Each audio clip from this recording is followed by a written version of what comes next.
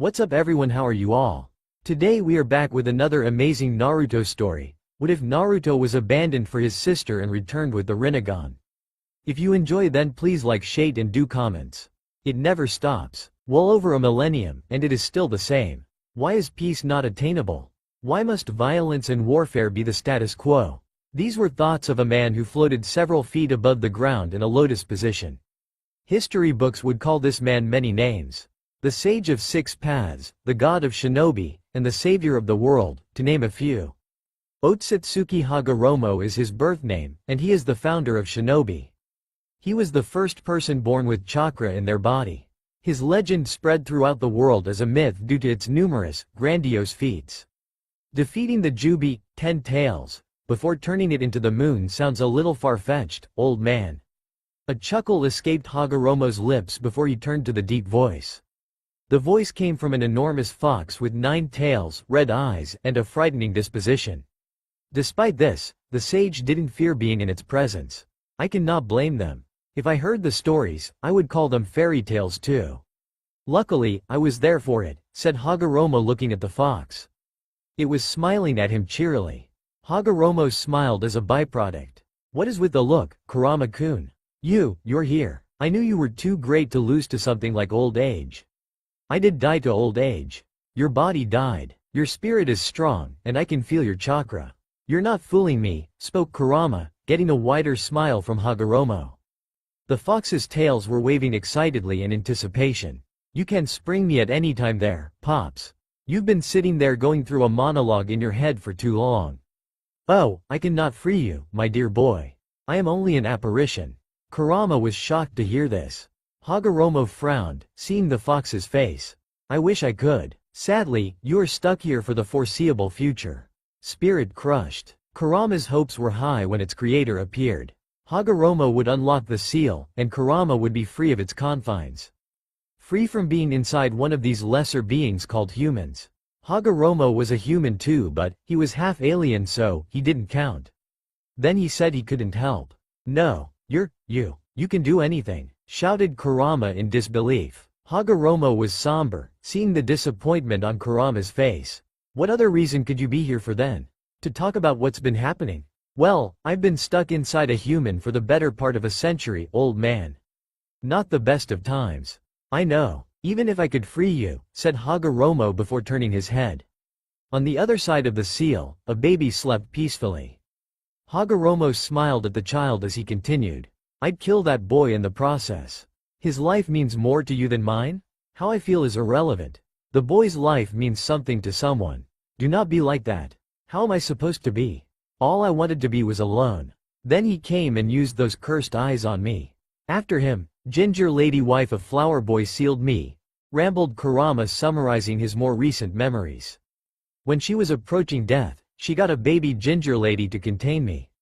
This plan backfired because another scummy Uchiha, possibly the original one, came, and mind-fucked me again. Sunflower Guy had to lock me away. One half in the Shinigami and the other half in a chibi version of himself. Continued Kurama before looking at the sage. Let's recap. Mindfuck. Prison. New prison. Mindfuck again. Half my body locked away into the Shinigami's tummy. And prison once again. Said prison being the most helpless thing on earth, a human baby. How am I supposed to be, old man? Hagoromo watched Kurama huff after its emotive statement. The sage allowed the weight of the fox's words to digest fully. Kurama had a point. Its summary was a pretty awful experience. An existence like this wasn't how Hagoromo meant for the beasts to live. Alright, I see your point. Maybe there is something I can do for you, said Hagoromo a minute after Kurama finished speaking. Kurama opened his mouth, but the sage stopped him. Not kill this child by freeing you. Seriously, no. Fine, take over his body and become the Jinchuriki. I'll be fine with this cage if you do. I'm not doing that either. Why would I want to redo life all over again? That, said Hagoromo lazily pointing to the baby, was terrible. I'm not doing it again. Besides, if another me wound up in the world, people would. The sage trailed off. He began thinking of the possibilities of another him in present times. Kurama watched its creator nod slowly before looking at the baby. What was that legend of the Rinnegan? Those who possess it would bring about world peace or world destruction. Yeah, but that's just a legend. Kurama blinked after its sentence. The fox realized where Hagoromo's thoughts were. No, you better not do this. Why not? What if the child grows up and abuses your power as your descendants did? Your eyes are stronger than the ones that have fucked me over all these years. You have a point. The boy could do that, said Hagoromo, walking over to the slumbering child. That's what you're here for, Kurama-kun. To make sure it doesn't happen. Hagoromo stood over the baby boy. He put a palm to the baby's head. He's the reincarnation of Ashura. I can feel it. I wonder what it'd have been like if Ashura inherited the full breadth of my powers. I decline. I hate humanity. I'll have this child destroy the world the first chance I get. You're right, it is a bad idea, said Hagoromo, shaking his head. It could end badly. Exactly, you old. So be it. Have the boy destroy the world if you want. Gigi, warned Kurama one last time. This reverse psychology stuff won't work. I'll do it. Oh, I believe you. This isn't a game. Kurama-kun, I respect your fear and understand your concern. However, every reincarnation of Ashura has done wondrous things for the world, spoke Hagoromo before channeling his chakra. I aim to jumpstart such things. Please watch over this boy for me like I know you will. He holds my very essence. Kurama said nothing. The fox could feel the chakra transfer beginning. A few seconds later, a white light expanded to cover the boy's entire mindscape. Real world. A crib sat neatly in the corner of a room. It housed the same baby Hagoromo and Kurama were looking at earlier. The baby slept soundly even as an older man kicked in the door to the room. The man was well into his 50s. His eyes were surveying it like the battle-hardened shinobi he was. Sarutobi Hiruzen was the man's name, and he quickly realized nothing was amiss. Everything was as he left it. Hiruzen knew what he felt. And if the only thing in the room was the baby, it meant it had to come from him. Is the Kyuubi breaking the seal? Thought Hiruzen, walking over to the baby boy. The baby's golden hair and whisker-scarred cheeks brought a smile to his face. You wouldn't let the Kyuubi loose, would you, Naruto-kun? Maybe he was going senile. He could have sworn he felt a chakra spike. And perhaps he did. However, seeing how everything looked normal, the old shinobi would pass it off as senility. What else could he do? 13 years later. You're not hurt, are you, scaredy cat? Two kunai stabbed deeply into a snake many times bigger than him. Uzumaki Naruto stood a few feet from his teammate, Uchiha Sasuke. Sasuke remembered saying those exact words to Naruto during their first real mission together. A mission that went awry and had them locked against two shinobi set out to kill them. Throughout their battle, Sasuke needed to save Naruto repeatedly. Naruto was unprepared for the actual dangers of a ninja, and Sasuke made sure to let him know about it. Naruto happened to return that gesture in magnanimous fashion. Oh, you've grown up so interesting, said their enemy, a kunoichi from Kusagakure. Her tongue elongated before snatching up Naruto in a vice grip. The tongue was positioned in a way that showed the boy's belly. There goes the seal. 5 of the kunoichi's fingers glowed purple before she slammed them directly atop the seal. Naruto let out a silent shout from the powerful strike. 5 markings showed around his seal before Naruto passed out. The woman chuckled before launching Naruto away without a care. Naruto! Shouted Naruto's other teammate, Haruno Sakura. She managed to launch a kunai that pinned him to a tree. Sasuke-kun, Naruto might not be the best, but at least he's no coward. Those words from Sakura got the Uchiha to snap himself out of it finally. She was right. And more importantly, Naruto was right. He needed to stop being a punk. Sadly, they would find out later that they faced Orochimaru of the Sannin. One member of the trio of legendary Konoha shinobi. They were no match at all. While all this happened, a certain Biju was panicking within its Jinchuriki. Naruto's mindscape. Kurama was a wreck. The fox sat shaking its head at its current predicament. The second seal cut me off from the boy. Usually, this would be a problem. Naruto wasn't all that impressive a shinobi. Any real danger, Naruto relied heavily on Kurama's power to survive. Kurama had stopped all of the boy's near deaths. However, that wasn't the only thing Kurama stopped. A black and white chakra, settled in a yin-yang pattern, sat outside the fox's cage. This chakra was the essence Hagoromo gave Naruto when he was a baby. Since then, Kurama has kept the powerful chakra away from Naruto. The Biju didn't want Naruto ever to garner access to it. Sadly, the seal from Orochimaru cut the fox off from his Jinchuriki. Kurama could no longer stop the chakra from flowing freely. You finally got your wish, Gigi. Kurama watched the chakra slowly filter into Naruto. It melded with the boy's already powerful internal energies. If he destroys the world you so wish to protect, it is on you. The Biju could feel Naruto's body adapting to the Rikudo's chakra. And the fox didn't care to keep watching the metamorphosis. Kurama would deal with this when the time came. 12 hours later. Pain, definitively, is a distressing feeling often caused by intense or damaging stimuli. Naruto had felt pain during his life. Most of those pains were physical, and Naruto always shrugged those off in a matter of minutes. The more damaging pains were always gone after a night's rest. Mental pain was a different story. This pain was something Naruto was not used to having. He couldn't remember having a headache. He couldn't remember having an ailment of any kind. The pounding in his head and the pulsating pain behind his eyes were shocking. He'd never experienced such stimuli. Images of another life assaulted Naruto's mind throughout the pain. The images were fleeting but Naruto caught each one despite this. Some of those images included wild things. One moment, Naruto looked at a goddess-like woman and called her mother.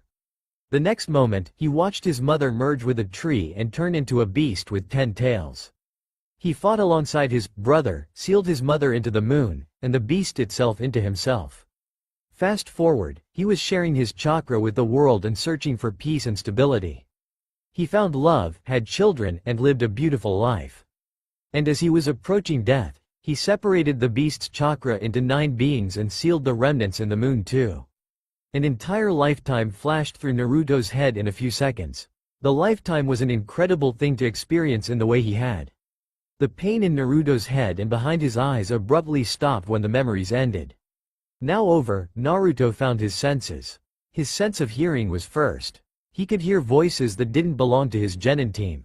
Someone should wake him up. This is embarrassing, said a boy with black hair and a bored expression. Shikamaru? Thought Naruto before hearing another voice. We could kick him. Can I kick him first? Asked a portly boy with reddish-brown hair. Ha, that's Choji. Stop it, you idiots. Maybe he has their scroll. We could take it while he is out, said a girl with platinum blonde hair. How opportunistic of you, Ino. Thought Naruto, feeling her kneel next to him. Naruto caught her wrist when she tried to check his person. Stealing our scroll? You could have at least asked first. Oh, Naruto-kun, hi. When did you wake up? Questioned Ino nervously, realizing she'd been caught red-handed. Cranking her seduction up to 11, Ino prepared to weasel her way out of trouble. This plan stopped when Naruto opened his eyes. Oh wow, your eyes. They're different. Naruto's eyes were lovely to look at. A shade of blue that matched the bluest of ocean water. They were very expressive. If you looked at them, one could tell everything Naruto was thinking or feeling. Now though, Naruto's eyes were the opposite. Cold and emotionless. Purple eyes with a tiny pupil surrounded by concentric circles. Ino couldn't turn away from them. The unbridled power within them wouldn't allow her to. It was like they were looking at her soul, and she was finding it hard to breathe. There's nothing wrong with Naruto's eyes. What are you talking about, Ino? Ino blinked, hearing her teammate. Refocusing on Naruto, Ino saw his eyes were their regular blue. A dopey look on his face got Ino to shake her head. Did I imagine that? I swear his eyes were purple. Ino was confused. Her teammates looked away, not hearing a response. Ino held Naruto's gaze as his expression shifted. I didn't imagine it. What I saw was real. Naruto's blue eyes were the same but they held something different. The infinite brightness was there. Something else was there, too. And having seen what Sasuke did earlier, Ino couldn't help but be curious. What happened to you all in here? 2 days later, Ino was livid. 48 hours passed, and she'd found out little to nothing about Naruto. The fact she'd been spending time trying to find out something about the dead last irked her. Those eyes and the way he looked at me after. Thought Ino, remembering the moment. Naruto hadn't shown either again since. He was the same Naruto she'd always known. I know what I saw. Is he trying to hide it? And there she went thinking about him again. She was supposed to spend her time thinking of getting Sasuke to marry her. None of her focus should be on Naruto. However, her gossipy nature and her clan's aptitude at information gathering kept her hooked. It would until she figured out what it was all about. Sasuke's new power was given to him by Orochimaru. The same could be said for Naruto. Except, Naruto's power wasn't as evil as Sasuke's. It felt as if he was staring into my soul, thought Ino looking at the blonde-haired genin. The purple eyes were firmly implanted in her brain. Where did those eyes come from? And how do I get him to kick his ass, Naruto? Shanaru. Forehead is so loud, thought Ino looking at her rival, best friend. The girl was hyped because her teammate was fighting. The same teammate Ino was thinking so hard about these days. Maybe this fight with Kiba will shed some light. Naruto can't beat Kiba. I'll have to pay attention now since this will be his only fight. Naruto stood on the arena floor with a far-off look on his face. He didn't acknowledge Sakura's cheer for him. Hagoromo or Naruto? Thought the Jinchuriki having a mental crisis. Memories were what made you. Having another man's memories gave Naruto some pause. Am I Hagoromo? Am I Naruto? Who am I? This thought had plagued Naruto since awakening 2 days ago. He didn't tell anyone about the eyes he held. The Rinnegan, according to his new memories. The dojutsu was a step up from the Sharingan his teammate and sensei had. He would have told someone about them but he didn't fully comprehend. It wouldn't do any good to show something he couldn't explain. So, Naruto kept shifting through Hagoromo's memories to find a way to. Oi, pay attention while I kick your ass. Oh right, I'm in a fight. Thought Naruto dodging Kiba and his dog partner, Akamaru. The two came at him in a flurry of claws. It wasn't wise to get hit by that. I don't have time for this. You won't escape me this time. Gatsuga, fang over fang, said Kiba launching at Naruto in a spin. Naruto closed his eyes before his Rinnegan came to life. He marveled at the potency of his chakra. Naruto picked an ability he could remember Hagoromo using and felt his body augment substantially. Ducking Kiba's attack, Naruto rose when the Inazaka was above him. Shirado, Asura Path, thought Naruto throwing a punch that hit Kiba flush. Kiba's spin stopped cold. Spittle flew from his mouth while he sat hunched over Naruto's fist. Kiba blacked out from the intense shock of pain.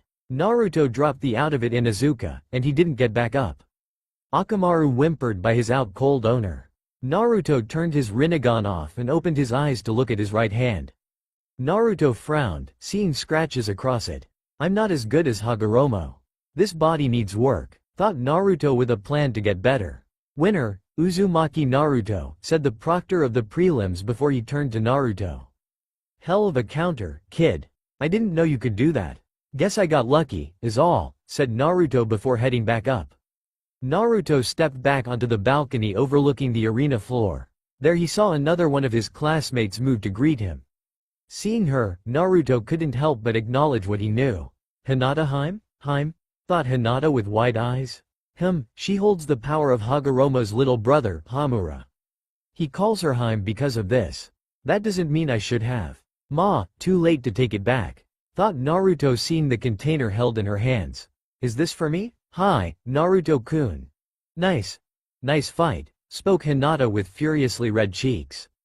Naruto smiled at her before accepting the gift with a hug and thank you. Naruto-kun is hugging me. Hinata held up throughout the entire hug. Naruto let go of her and walked off. His departure allowed Hinata to pass out from the proximity with the apple of her eye. Her sensei caught her as she smiled at the girl. Way to go, Hinata. That was good, thought Hinata's sensei before looking at Naruto. She was confused. I thought he was the dead last? He beat Kiba with one move. A taijutsu strike, and that's Kiba's best art. Kurenai couldn't fathom Naruto has grown so much since graduating from the academy. However, he beat arguably her best fighting student with minimal effort and minimal damage. How intriguing. Maybe this was what her female student saw that no one else did? Naruto made it to his team and looked at all of them. Sasuke was smirking at him while Sakura fist pumped at his success. And Kakashi was giving him an eye smile.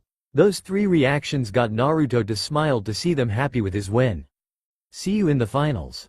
Don't lose until you face me, said Sasuke nodding to his teammate.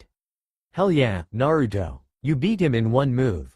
It was like whoosh and then wham pow, exclaimed Sakura continuing her fist pump and cheerleading. Congratulations, Naruto. Very impressive victory, said Kakashi looking at the blonde. While cordial outside, Kakashi was curious internally. That counter should be impossible for someone like Naruto.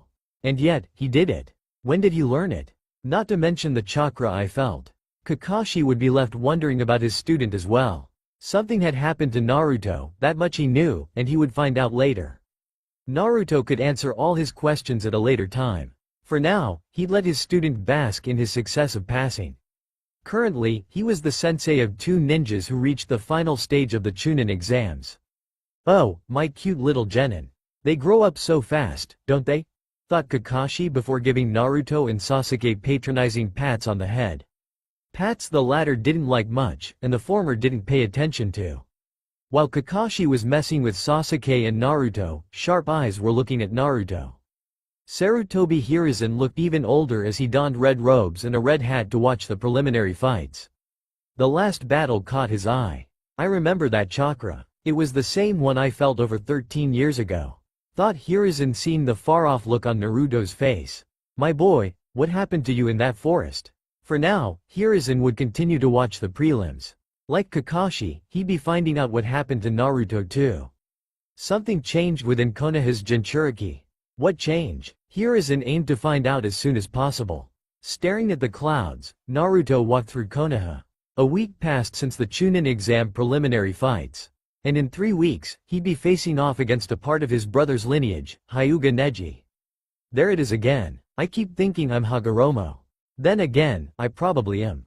Thought Naruto with his hands interlaced behind his head. Hagoromo's memories dominated his mind. Naruto is 13 years old. It would make sense that Hagoromo's lifetime would harbor more space. Naruto lived neglected because of his status as Konoha's Jinchuriki. There were 13 years of Naruto memories, and he suppressed most of those memories. The Biju within him was scary, and he was a reminder of the tragedy. He could understand the villager's countenance thinking from that perspective.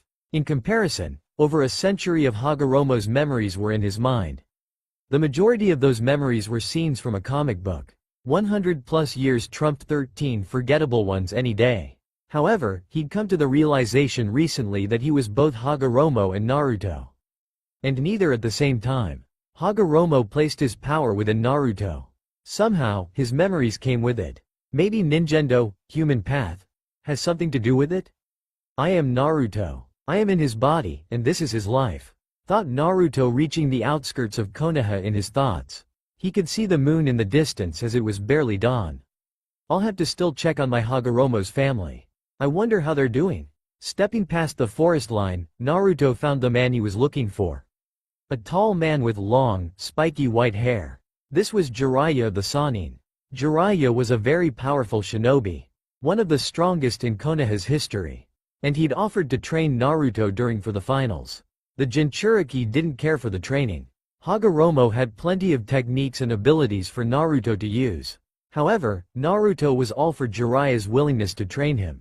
The genin would need a reason for his power and knowledge to skyrocket.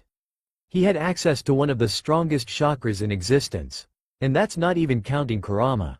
Naruto was already a world beater, but he didn't want the scrutiny from showing them off. Teachings from Jiraiya would help him avoid suspicions.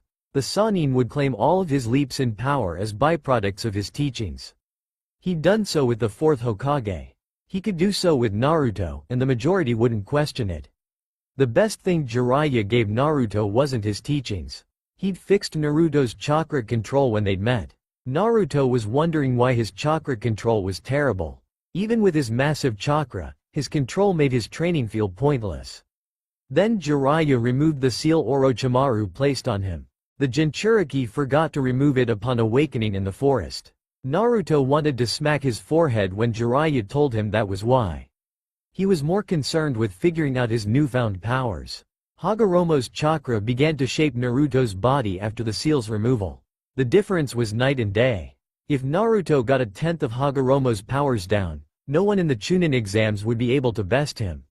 A tenth of Hagoromo's power would make him unbeatable to most of the shinobi world. Today was a surprise for Naruto. Jiraiya gave him something very valuable. A summoning contract with the toads he knew Hagoromo was close to. The Sannin didn't have to chuck him down a ravine to see if he could summon one. I don't like being on the other side of this, said Naruto, speaking from Hagoromo's memories. Hagoromo used to do crazy things like this when teaching his sons. Naruto bit his thumb and shifted through the required hand seals. Kachiyose, summoning. A plume of smoke later, and Naruto was safe atop the head of a toad. An irate toad with all 4 limbs, 2 on each side, on the ravine. Naruto nodded his approval at the power he could feel from the summoning. Jiraiya, what have I told you about summoning me in such places? Questioned the toad angrily. The toad jumped out of the ravine and blew a plume of smoke out of his pipe. The toad grunted, hearing no answer to his question. So, you're hiding now, are ya? I knew you to be cowardly, but I never imagined it was this bad. Ohio, Gama-san. Jiraiya-sensei didn't summon you. I did. The toad narrowed his non-existent eyebrows before picking his head up. Focusing on the speck on his nose, the toad had gasped, seeing the yellow hair and blue eyes. He looks like Minato. Is this his brat? Thought the toad, staring at Naruto. Getting over his shock, he decided to get down to brass tacks. 1. The name's Gambunta. Gamabunta-sama to you, kid. 2. Don't lie to me. Someone like you can't summon someone like me. And 3. Tell me where Jiraiya is. I know he has to be around here. Nice to meet you, Gambunta-sama. Allow me to introduce myself, said Naruto cheerily before flaring his chakra. Gamabunta recoiled at the strength of it. My name is Uzumaki Naruto and I'm not lying. I summoned you. Gamabunta knew this was the truth. The boy's chakra was ridiculous. Naruto smiled before pointing off to the side. And sensei is right there. Gamabunta was impressed by the calm way Naruto responded. For as pipsqueak as the kid looked, Gamabunta expected pipsqueak behavior. It wasn't enough to garner his respect, but it was a step in the right direction. Naruto even showed him Jiraiya's location too. The kid outed you, and you're still hiding, Jiraiya? Oh, you suck, Gaki! Shouted Jiraiya, taking off in a sprint. Don't run now, Sweden. Teppodama, water style. Liquid bullet, said Gamabunta before launching a massive ball of water. The water ball detonated and tore apart trees. However, Jiraiya managed to outpace it. Yeah, you better keep running. Prepping a second water ball, Gamabunta fired it at the retreating Sannin. The toad knew he wouldn't hit Jiraiya no matter how hard he tried. It was the principle of the matter. He needed Jiraiya too. K's no Maki, coil of wind. Gamabunta blinked, hearing a clap. A violent gust of wind hit his water ball. The ball sped up fast enough to catch Jiraiya. The Sannin wasn't prepared for the sudden change as it hit him in a watery splash. Jiraiya was soaked and crushed between trees as he looked up at Naruto and Gamabunta. Why? How? Asked Jiraiya in and out of consciousness. That's for tossing me down a ravine. You could have asked me to summon a toad, you jerk. Shouted Naruto with a fist raised. Naruto felt the toad he stood on shaking. Naruto stopped his yelling to turn to Gamabunta. Everything alright, Gamabunta-sama? Wahahaha. Oh, that's priceless. Croaked Gamabunta with a deep belly laugh. Gamabunta took a webbed hand to his eye to remove a non-existent tear from it. Oh, man kid, I haven't laughed like that in a while. That's number 2. One more, and I might take you on as an apprentice. One more? It'd have to be better than the last one. You synced with me after one look. The same as my previous summoner. Naruto's eyes widened at this information. Gamabunta nodded to him. If you can, we'll share a drink, and it'll be the best decision of your life. You're a powerful summoning. I can feel it. I'm certain your loyalty lies with your summoners, and I've been itching to tell someone this anyway, said Naruto before looking at Gamabunta.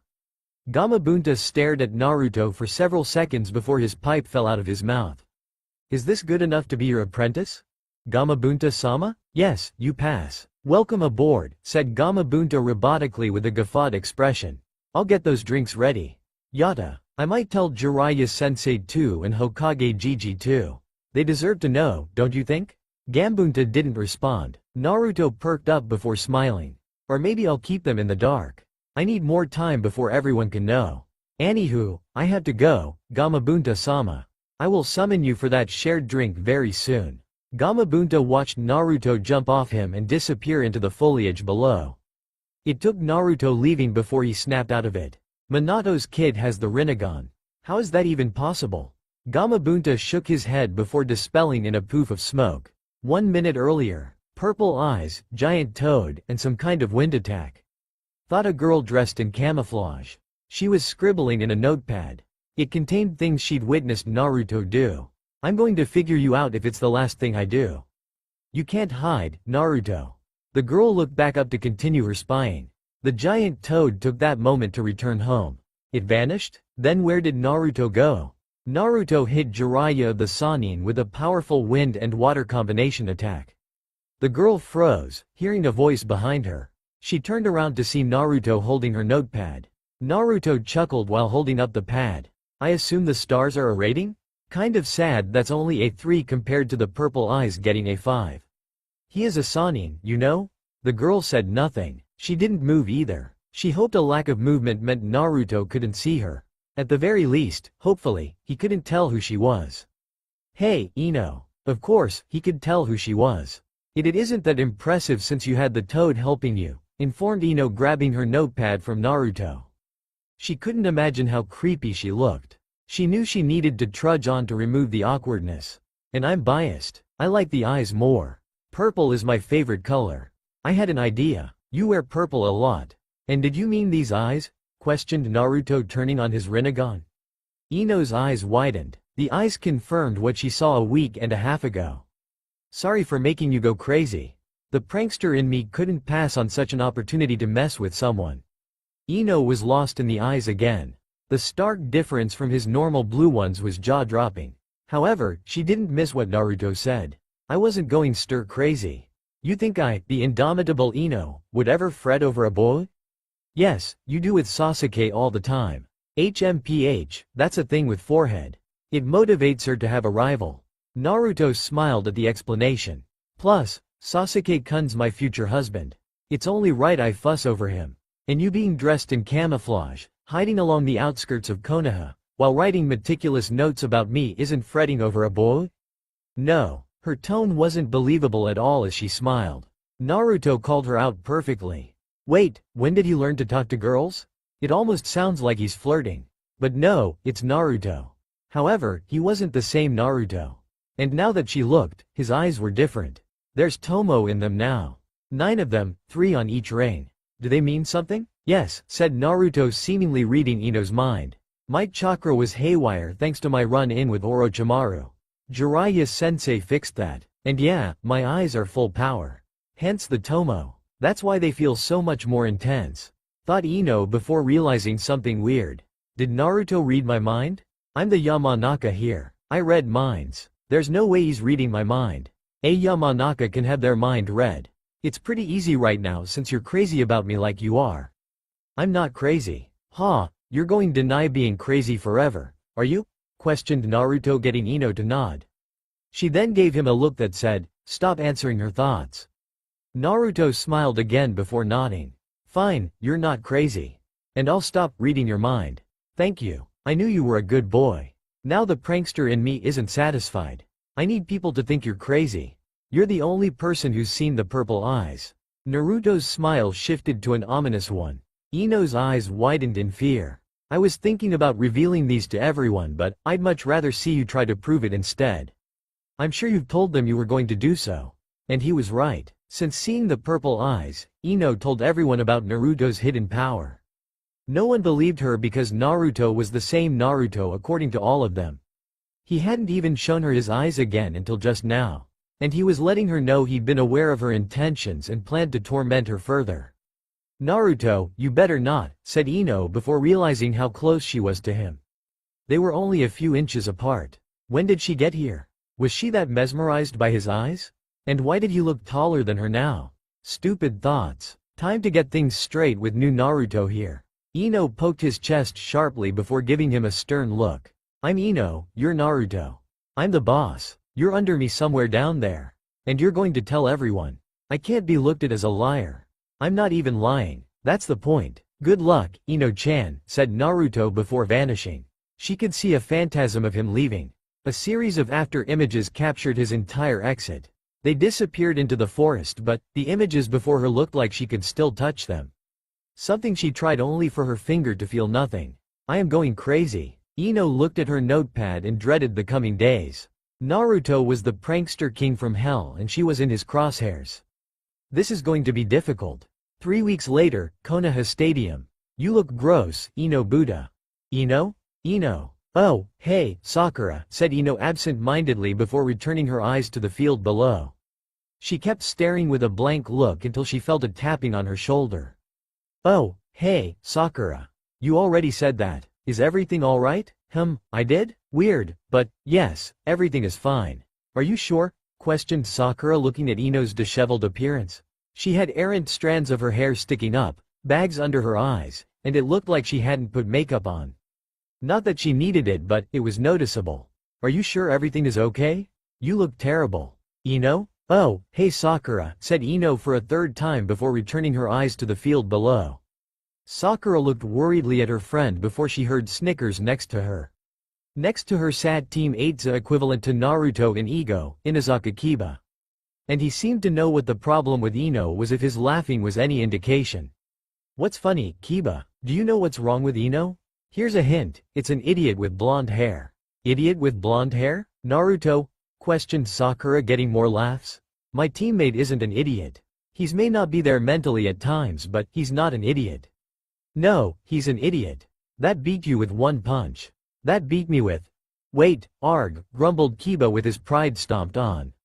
Sakura smiled victoriously. Kiba pointed to Ino to get past the reminder of his one-hit defeat. Ino's been stuck on Naruto for the last month. Something about how he's hiding his true self since that Orochimaru thing. She's still on about that? She got all of us to tail him for several hours. All he did was eat ramen and sleep, said Sakura with a sigh looking at her friend. Then we watched him train that one time. The whole day was wasted watching him climb up and down that mountain. She's obsessed and won't give it up. Naruto's just Naruto. Sakura nodded before she turned to her friend. Ino's eyes were glued to the field. She saw Naruto and Neji facing off against one another. The proctor started the match, getting the crowd to cheer loudly. Neji should be strong enough to push you to show yourself, Naruto-kun. He was last year's Rookie of the Year, thought Ino with a small smile. The smile ended when she realized she said Naruto's name with an affectionate suffix. It was smooth too. Meh, it doesn't matter. I will expose you, Mr. Purple Eyes.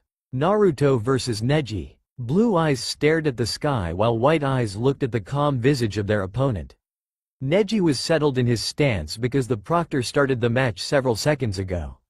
Naruto, however, stood with his hands in his pockets and a dreamy look on his face. What kind of game is he playing? Thought Neji, not moving an inch. He wasn't going to rush Naruto. He felt superior, but Naruto one-shot the Inazaka boy during the prelims. He didn't want to find out if the same would occur to him. What could be going through his mind? Neji didn't know what Naruto was thinking. All he knew was Naruto had changed clothes since the prelims. A black jacket lined orange on the inside replaced his bulky, eyesore one from before. A fishnet shirt on underneath that went into matching black pants and black shinobi sandals. His headband was nowhere to be seen, and left his yellow hair to hang loosely in front of his face. All the while, his hands stayed in his pockets, and his eyes continued to stare aimlessly upward. Is cereal technically soup? Neji blinked at the words from Naruto. Naruto brought his head down to look at Neji. He seemed like he was waiting for an answer, but Neji wasn't sure he heard him right. There was no way he said what he said. What? Is cereal technically soup? It's gotta be, right? Questioned Naruto, turning to the proctor of the finals. A different guy from the prelims with a senbon in his mouth and an amused expression at Naruto's random existentialism. You agree, right, Genma-san? I can't say. I'm on the job. I'll let you know when this is over, replied Genma, getting Naruto to nod his okay. Sounds fair. It's a tough one anyway, said Naruto before turning back to Neji. He smiled, seeing the boy wait diligently. He's smart and patient. I like him. I don't like what he did to Hinataheim during their preliminary fight, but he's wise to not attack thinking I was unprepared. Thought Naruto before deciding it was best to get this over with soon.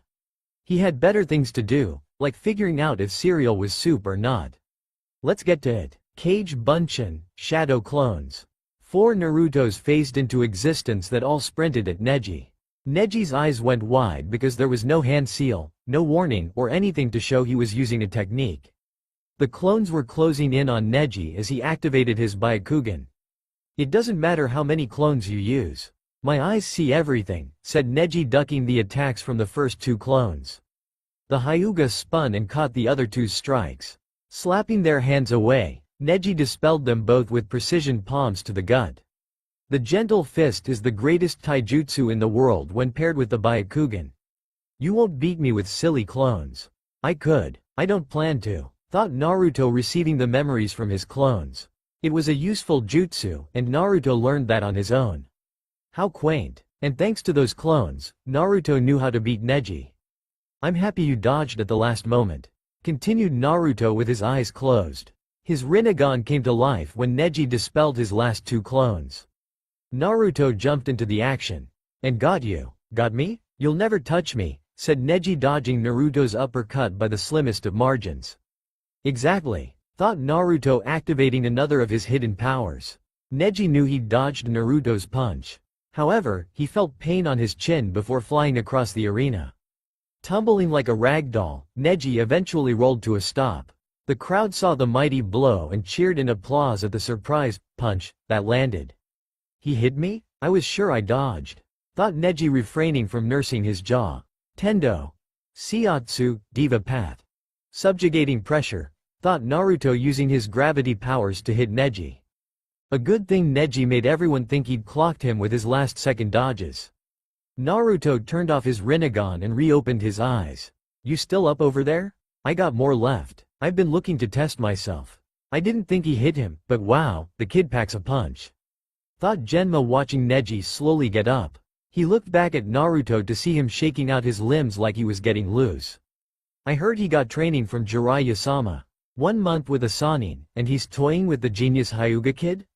Neji finally stood up and got back into his fighting stance. Naruto saw this and frowned. Neji's stance was noticeably weaker than before. His body wouldn't allow him to threaten anyone even if mentally he could fight more. "Give up. You can't continue, Neji," said Naruto with sharp blue eyes. Neji noticed the stark shift in demeanor at Naruto's statement. It wasn't carefree anymore. It looked akin to a grown-up scolding a child that was about to do something wrong.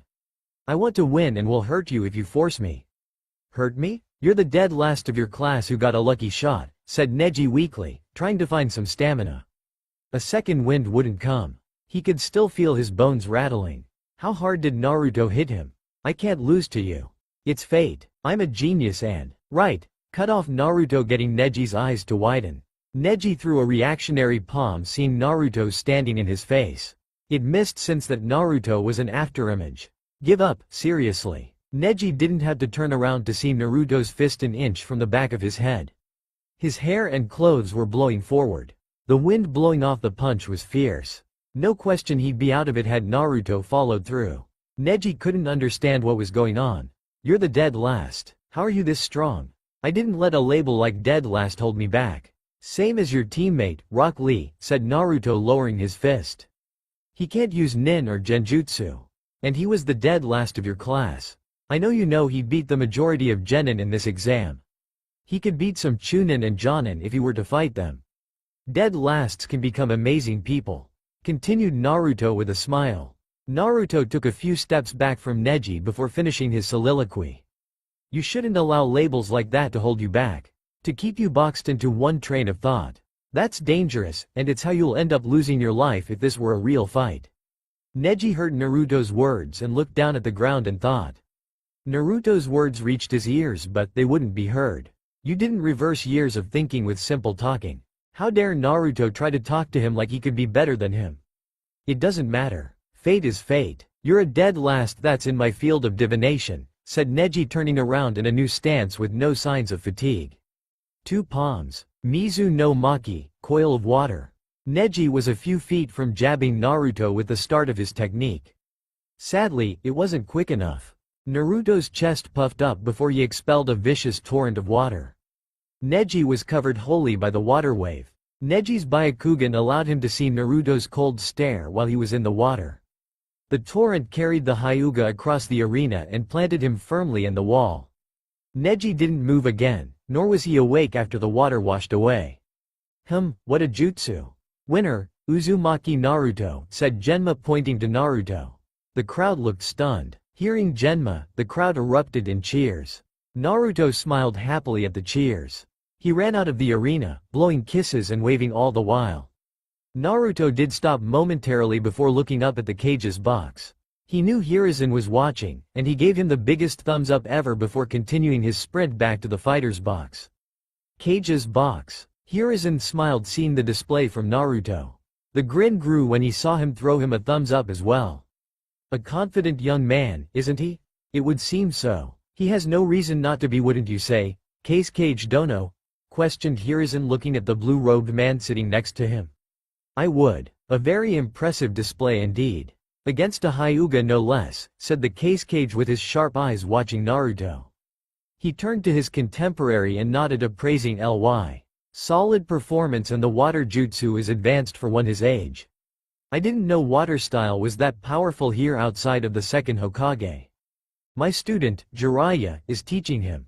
It seems to have produced great things. It most certainly has, if that's any indication. Hopefully, the rest of the matches are less one-sided.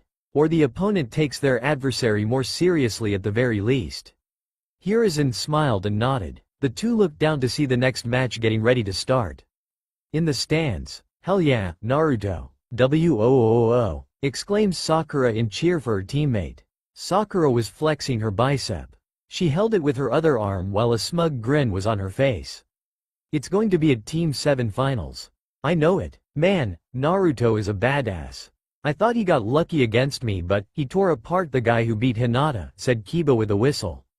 How good of a sensei is Kakashi? Kakashi sensei is good. Not sure about teaching, though. But remember, he's been training with Jiraiya-sama. Oh yeah, that guy's ridiculously strong from what my Ka-chan says. How did he get so lucky? Stop it, shouted Ino at the back and forth between Kiba and Sakura. Why were they rationalizing this? I'm telling you, Naruto could do that before he ever met Jiraiya-sama. Jiraiya-sama didn't make him do anything besides the toad thing and conditioning. You all came with me to watch him. Yeah, we watched for 2 days and that's what we saw. It's not like we watched Naruto every second or something this past month. That'd be crazy. Ino frowned. I did watch him every second or something. Thought Ino before dropping her shoulders. She was crazy. She was adamant about proving herself right. That'd take all the crazy away. It had to. I'll be right back. Bye pig. Later crazy. Ino ignored the nicknames and made a mental note to get both of them back later.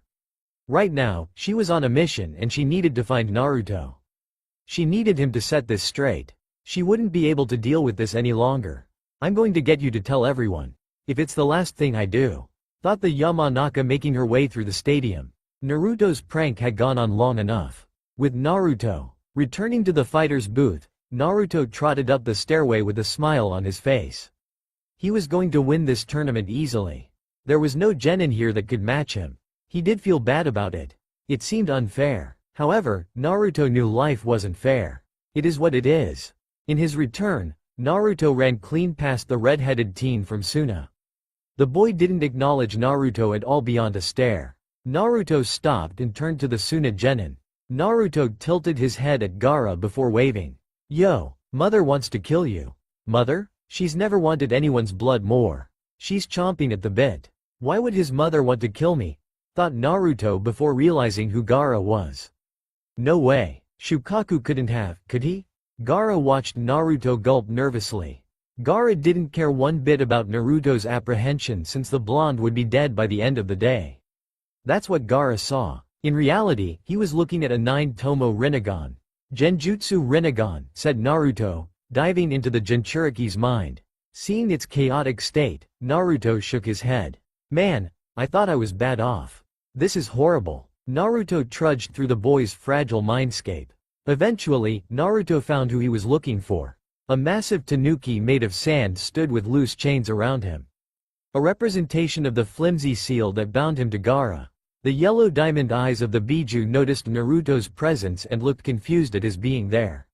Shukaku-kun, what have you done to this child? Why do you speak to me so familiarly? I don't know any midgets, said Shukaku with a laugh. Facing Naruto, Shukaku launched a wind bullet that was quadruple the size of the boy. That should get you out of here. Gakido.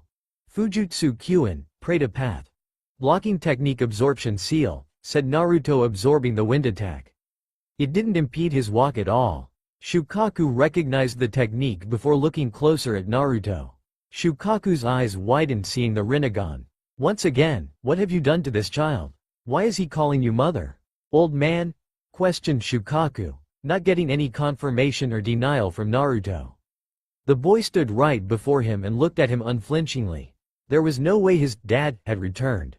I know you died. Did you reincarnate? Answer my question, Shukaku-kun. What have you done to this child? Why are you tormenting him? What has he done to you? Questioned Naruto, only getting a shocked look from the Biju. Naruto continued to wait for an answer. Shunkin Ito, instant transmission. One last time, what have you done to this child? Shukaku blinked, seeing Naruto on his nose. The stern look was amplified by the samsara eyes that kept Shukaku frozen. Had he looked, he'd have seen a phantasm of Naruto traveling up his body to appear on his nose in an instant. Instead, he held Naruto's soul-piercing gaze. Shukaku-kun, answer me. I started Shukaku nervously before Naruto broke eye contact. Shukaku watched him turn his stare back to him in an "I'm not finished with you" fashion before vanishing from Gaara's mindscape. Has Gigi returned? There's no way. I must be hallucinating. Naruto continued to lock eyes with Gaara in the real world until he felt an unwelcome presence. Well, not unwelcome as much as untimely. He was in the middle of scolding his child, and she was ruining it. Naruto didn't want to punish his kid in front of someone. He wished he could because Shukaku deserved it, but he wasn't that guy. Naruto-kun, shouted Ino, finding her target. Seeing him locked in a staring contest with the Tsunade Jinchuriki was weird. You need to go tell O. Bad timing, said Naruto, appearing next to Ino. He wrapped her waist up in one arm and pulled her close. Ino blushed at the proximity while Naruto pointed at Gaara. Crazy guy thinks he scares me. We can't be here to disprove that once I release him from my genjutsu. Oh, speaking of disprove. The two vanished in a phantasm. The genjutsu on Gaara finished with Naruto scampering off after his threat. His words spoken, Gaara disappeared in Asuna Shunshin to prepare for his impending battle against the Uchiha. With Naruto and Ino. Disprove, I need you to. Continued Ino before realizing they weren't in the same stairway. They weren't in the Chunin exam stadium at all. They were on the other side of the village. Naruto-kun? How did we get to the Hokage monument? I have a form of teleportation, Ino-chan. It's pretty neat if I had to say, said Naruto, showing Ino the phantasm of them moving across Konoha. Ino saw her image stuck mid-speech. She didn't even notice they were moving. And I see you're still calling me Naruto-kun. I thought you weren't crazy about me. Ino blushed, realizing she continued saying it. It rolled off her tongue smoothly. She wouldn't let him go unquestioned either. When did you start calling me Chan? After you called me Kun in the Forest of Death as a joke. Now I say it since you've become obsessed with me. I think anyone would do the same in my shoes. Possibly, but not to this extent, said Naruto, watching Ino huff indignantly. He then took in her appearance, and his eyes softened. Maybe his prank had gone too far. Rinnegan. Rinnegan? My purple eyes are called the Rinnegan. Rinnegan, said Ino, testing the name. It isn't better than saying purple eyes. I like either. I wanted you to have the choice, though. Would you like to know what my purple eyes do? Asked Naruto, getting wide eyes from Ino. He could throw her a bone for the sleep she'd lost over him even if she wouldn't admit to such a thing. It might help when you tell people and finally expose me. Naruto smiled, seeing Ino nod. Right then, the Rinnegan. I can see chakra, even the flow of it within your body.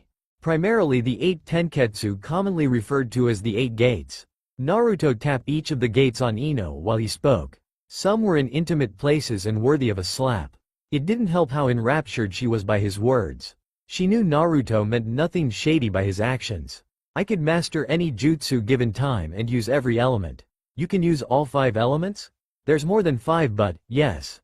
You've seen wind and water, but I don't mind doing them again. I'll start with the basic 5.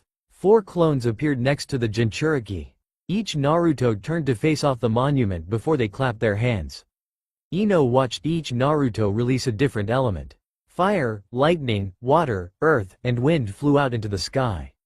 Naruto turned back to the gobsmacked girl. I haven't even gotten to the Rikudo, 6 paths, yet. Let alone the other elements. Ino watched the Tomo in Naruto's Rinnegan spin before she felt his chakra intensify. Naruto wanted someone to know all he could do. He'd been dying to tell someone. Ino would consider herself lucky because she happened to get to see the show first. She didn't realize how much he had to show. Sometime later, and that's about all I got. At least, without hurting myself unnecessarily, said Naruto while a black flame licked at his body. It wasn't hot or harming him. It covered him from head to toe until he turned it off and took a deep breath. Man, that felt good, getting that all out and remembering how awesome I am. I still got more. This body isn't ready for them yet. Naruto smiled heavily before turning to Ino. Thanks for being here, Ino-chan. I feel this weight lifted. I feel good. Ino-chan? Oh no, I broke her. Ah man, said Naruto, fretting over the frozen girl. She'd taken a seat a few minutes into Naruto's display. It lasted much longer than she anticipated. When he started to dive into the absorbing chakra, gravity manipulation, and mechanical body stuff, Ino's mind fried because he had so many more crazy things. She was out of there a while ago. Ino-chan, please snap out of it, pleaded Naruto, giving his best puppy dog eyes to plead with her.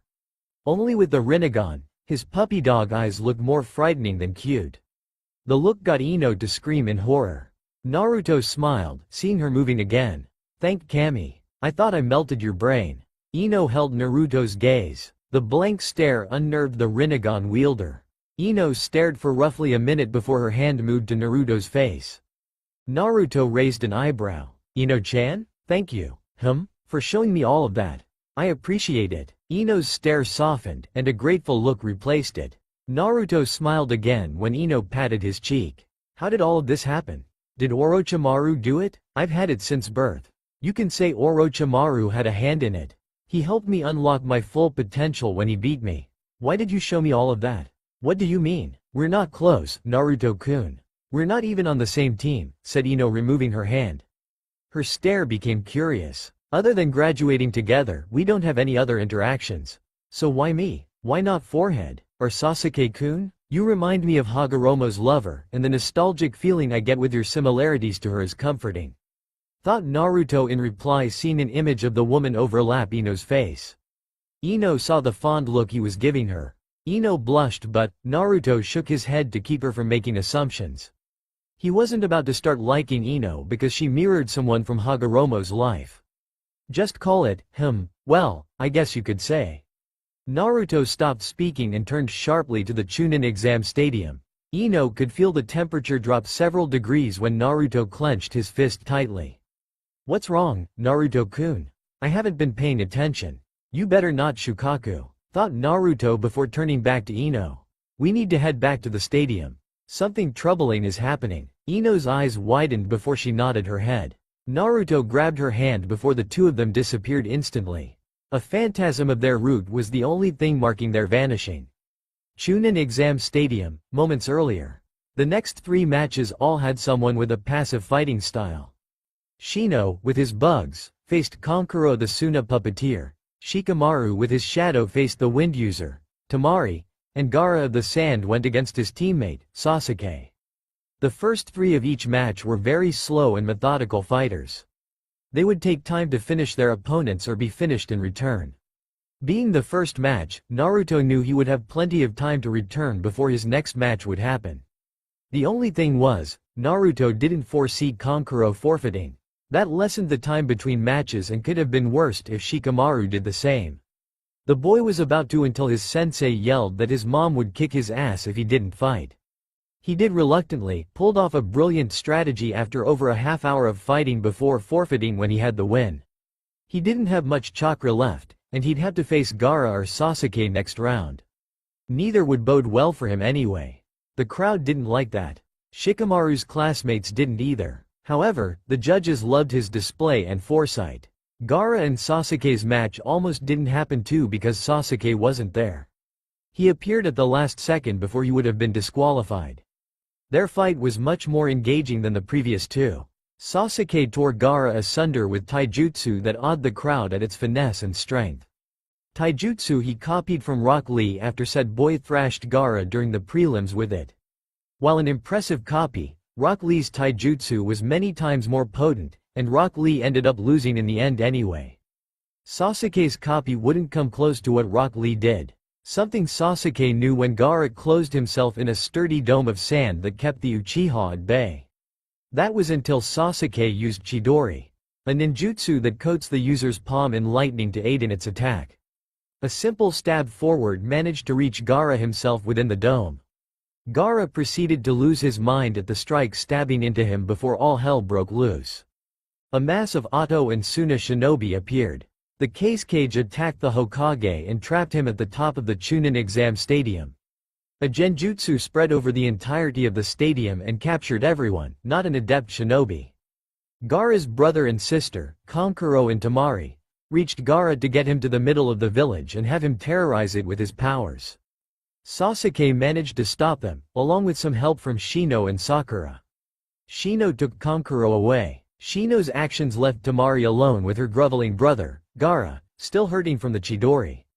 Sasuke was handling Temari easily until Gaara rejuvenated. His gourd moved to cover his injured torso. From that point forward, Gaara became an offensive berserker that began to bat Sasuke around. Sasuke was doing okay, but it'd be any moment he'd get caught cleanly by the unstable Jinchuriki. That was until a phantasm appeared that got Sasuke's eyes to widen. It looked like Naruto and Ino, but he couldn't be sure. His head was swimming from Gaara's earlier abuse. "Sasuke-kun, are you hurt?" Sasuke looked over to the girl helping him and saw it was Ino. Looking back, Sasuke saw the phantasm was gone along with Gaara, who'd been a few feet from body checking him once more. Sakura jumped over to Sasuke with the danger gone to ensure he was alright. "Wait, where's Gaara?" Ino smiled and turned deeper into the forest. "Naruto-kun is handling him," said Ino, having seen Naruto take Gaara further away to subdue him. She smiled, knowing everything would be fine with him here now. "He's got Gaara, don't you worry. I believe in him." Sasuke and Sakura wondered where the girl's faith came from. And then Gaara's oppressive chakra was overshadowed by a much more potent one. It got the two from Team 7 to panic even more. "Who is that? We could always go watch," said Ino, getting the two to hesitate. Ino didn't fear anything and went to where Naruto had gone. She wanted to see this match. The Yamanaka wouldn't miss it for the world. Naruto stared coldly at Gaara. His actual stare wasn't at Gaara since he couldn't be mad at the boy. His stare was at his creation, Shukaku. "Stop this, Shukaku-kun," said Naruto with an icy tone. He was standing before the beast within Gaara's mind again. "I won't ask you again." Shukaku stood frozen before shaking his head. Naruto could see the Biju getting angrier.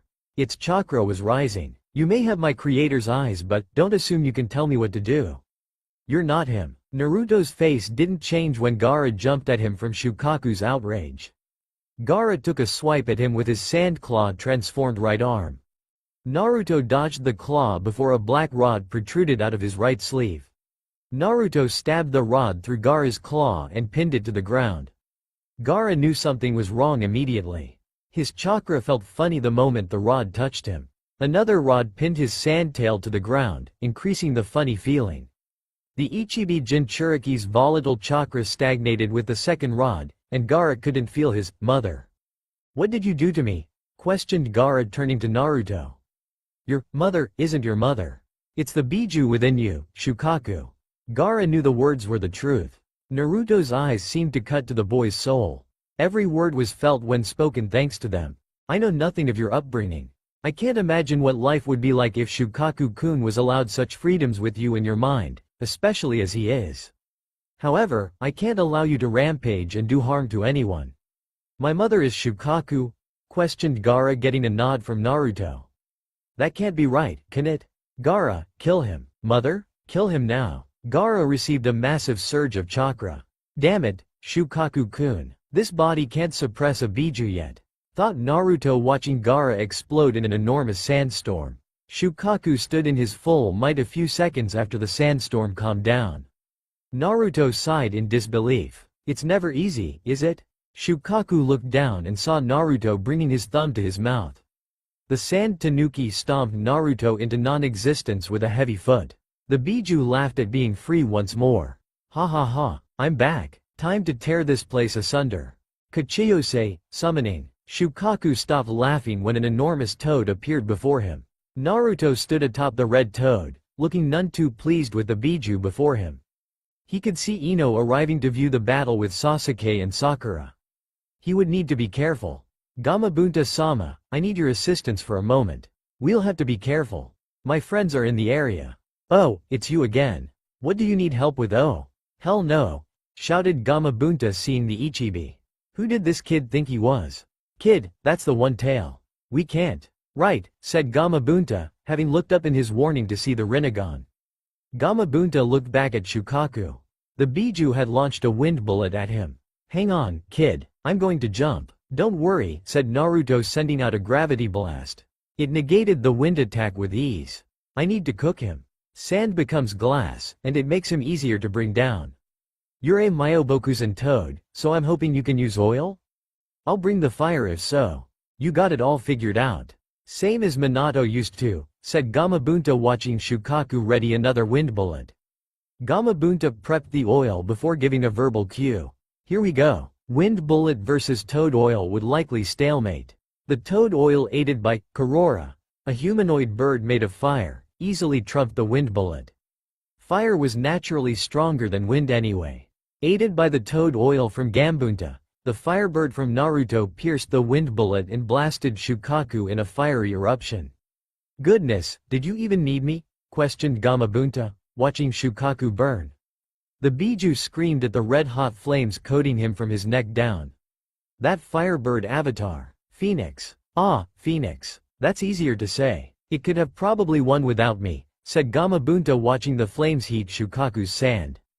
As Naruto said, the wailing beast was turning to glass. What a way to defeat such a monster. I can probably send a water bullet that'd shatter him if that's. Gamabunta trailed off when he couldn't feel Naruto standing atop his head.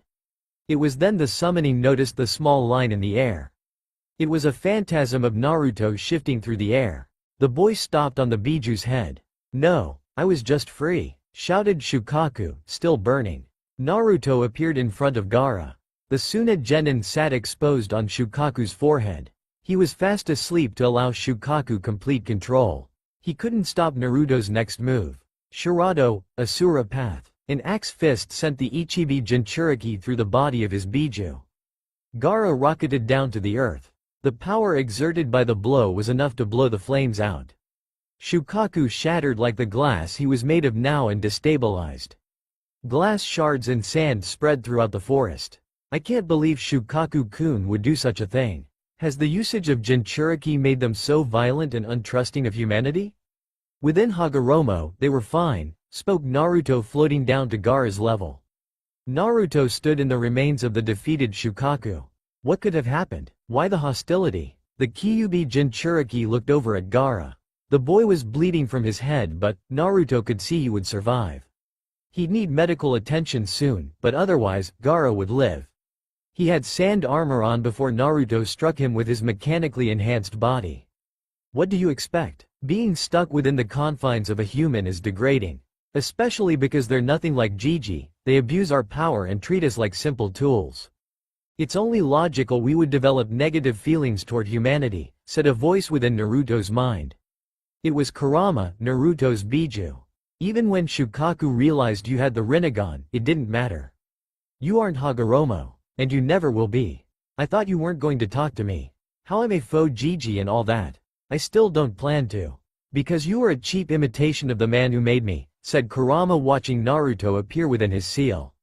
Not wanting to look at Naruto's caring disposition, Kurama closed his eyes and settled his chin on his paws. He wasn't Hagoromo, but the look was the same as Hagoromo's. It was agitating how much it looked like he cared. I offered you some perspective since you couldn't figure it out on your own. Don't count on me saying anything again. I'm sure you'll come around, Kurama-kun. I'd stay to try to reason with you more, but I can feel the Sandaime is in trouble, said Naruto before turning around and walking away. Rain, check on that. TCH, not a chance. Naruto smiled before vanishing from his mind. He had someone he needed to save. Chunin Exam Stadium. Orochimaru-sama needs to hurry the fuck up. My nose itches, and I'm tired of holding up this stupid barrier. Thought a red-haired girl with brown eyes.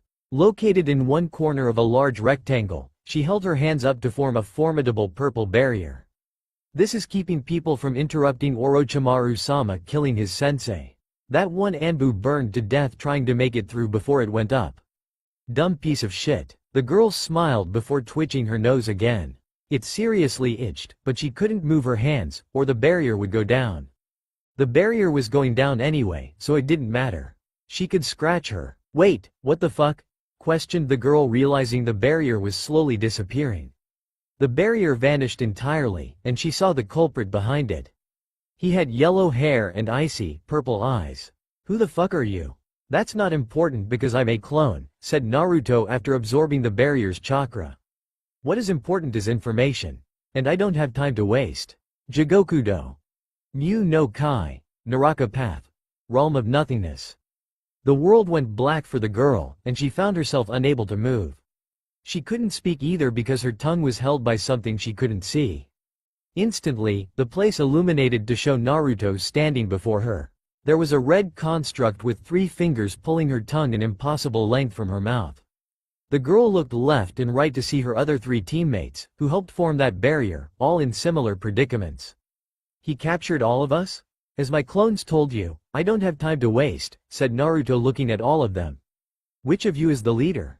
None of them answered, but Naruto wasn't looking for a verbal response.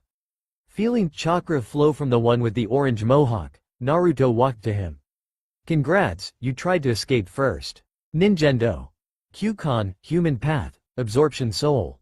Naruto placed a palm to the boy's chest before closing his eyes. A second went by before Naruto nodded and removed his hand. The other 3 saw a ghoulish apparition attached to his hand that he tossed away into the darkness. The 3 looked back at the boy and could see his body limp. Did he remove his soul? Thought the gray-haired one before Naruto turned to him. Yes, Sakin, I removed his soul. Doing so lets me see his entire life. I didn't like what I saw, so I kept his soul, said Naruto before walking to Sakin. He placed a palm on the boy's chest. I know from him that you're the leader when the 5th guy isn't around.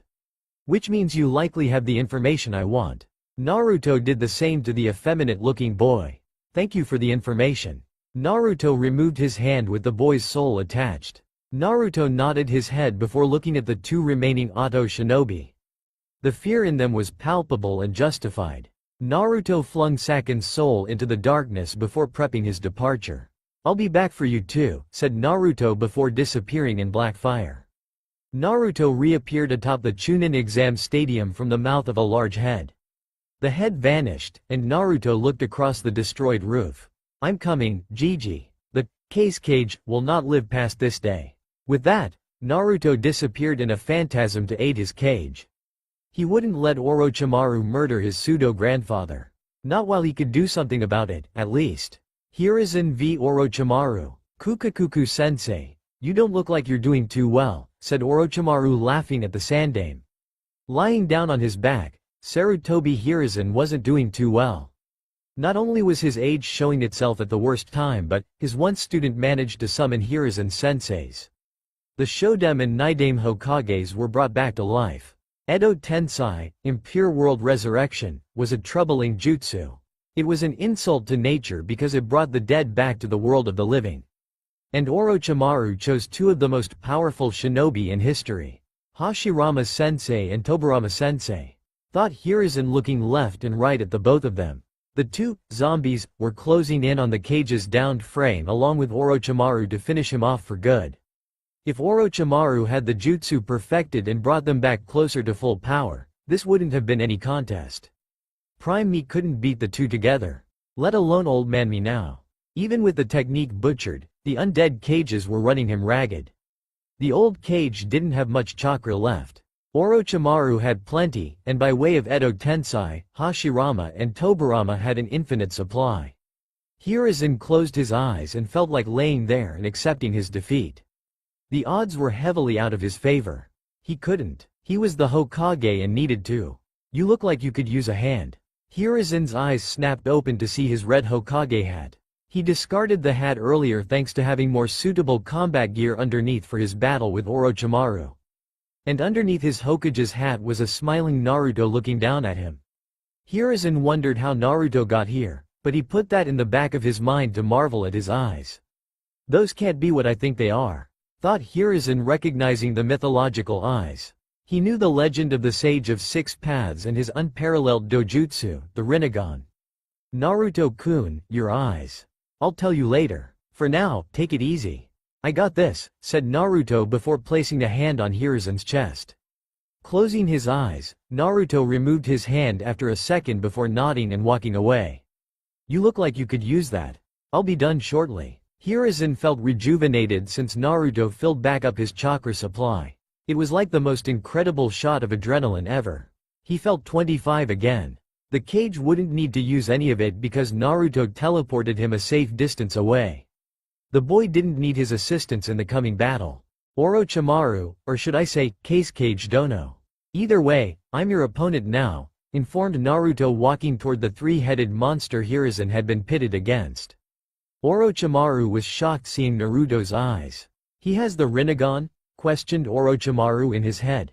The leader of Akatsuki had the same ones, but Naruto's Rinnegan had tomo reminiscent of the Sharingan in them. Are his eyes related to the Sharingan in some way? I had to know, and there's an easy way to find out. Orochimaru's look turned to one of pure interest. He mentally ordered the previous Hokages to attack Naruto. Naruto merely continued his walk straight to Orochimaru despite the two arriving with synchronized attacks ready. Orochimaru watched the two cages get inexplicably thrown away from Naruto without him breaking stride once. Chikushodo. Kachiyose, Animal Path. Summoning, said Naruto before stopping and letting his chakra flow. A ceiling array appeared before a plume of smoke rose. The smoke dissipated to show the Jinchuriki had summoned a bipedal dog.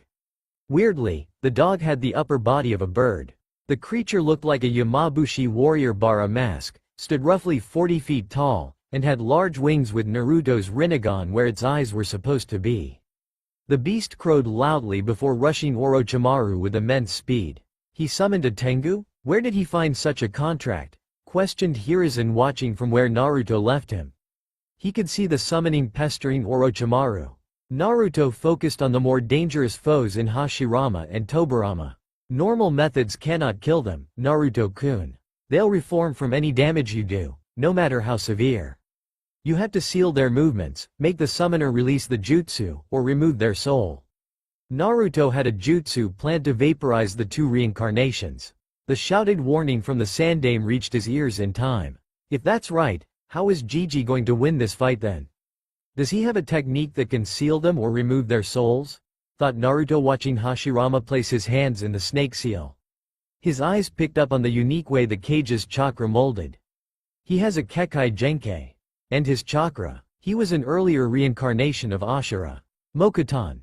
Jukai Koden, wood style. Nativity of a world of trees. Trees emerged all around. They were numerous and trapping in their creation. Naruto was outpacing them in his dodging, so Hashirama amped them up further. The trees grew to monstrous heights before they stopped abruptly. Hashirama perked up when Naruto appeared before him. Naruto placed a palm to the undead cage's chest. Rest once more, Shodai-sama, said Naruto, removing Hashirama's soul. The man's body decayed into ashes to reveal another body. Figures of jutsu of this caliber would need a sacrifice to utilize it. A shame, I found it intriguing. A black rod slid into Naruto's hand after he spoke. He used it to block a sword strike from Orochimaru. Orochimaru was confused because it was in the boy's blind spot. The Sannin didn't know that anything that had his Rinnegan shared its vision with him. The Tengu watched Orochimaru disengage to try to catch Naruto unaware, and by proxy, Naruto did too. The attack from the Nidaime was also in the Tengu's line of sight. Fujutsu Kyuin, said Naruto, raising his other arm. He nullified and absorbed a pressurized stream of water from the Nidaime. Naruto kept his hand out before turning his head to the undead cage. Tendo. Demetsu, Diva Path. Guiding destruction. Rest again, Nidaime-sama. Tobirama haplessly flew at Naruto before making contact with his hand. Naruto ripped his soul out before the reincarnation deconstructed as Hashirama's did. Orochimaru felt fear when Naruto looked back his way. Hiruzen's ex-student made it his mission to get as far away from Naruto as possible. He would need an opening. The Rinnegan grants so many abilities. Pain had nothing like this. Only the gravity powers, thought Orochimaru, wary of Naruto. The Jinchuriki was nothing like the boy he'd defeated in the Forest of Death. Where did this power come from? You allowed this. Orochimaru blinked, hearing Naruto's answer. What? When you cut my biju off from me, this power was allowed to flow freely. You can read minds? Yes, but I didn't need to read yours. It's written all over your face, said Naruto before the tomo in his eyes spun.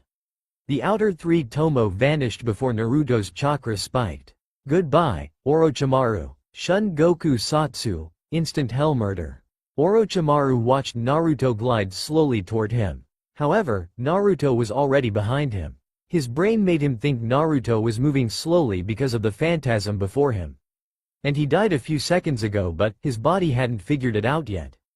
Hiruzen saw the entire sequence. It happened in an instant, but the phantasm showed what transpired. Phantasms of Naruto striking Orochimaru could be seen, and the number of blows was incalculable.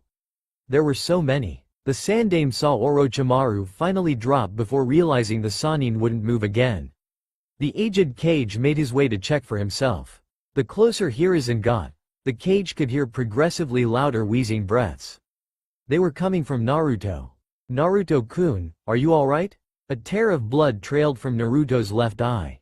Hiruzen was worried until the boy's breaths calmed down.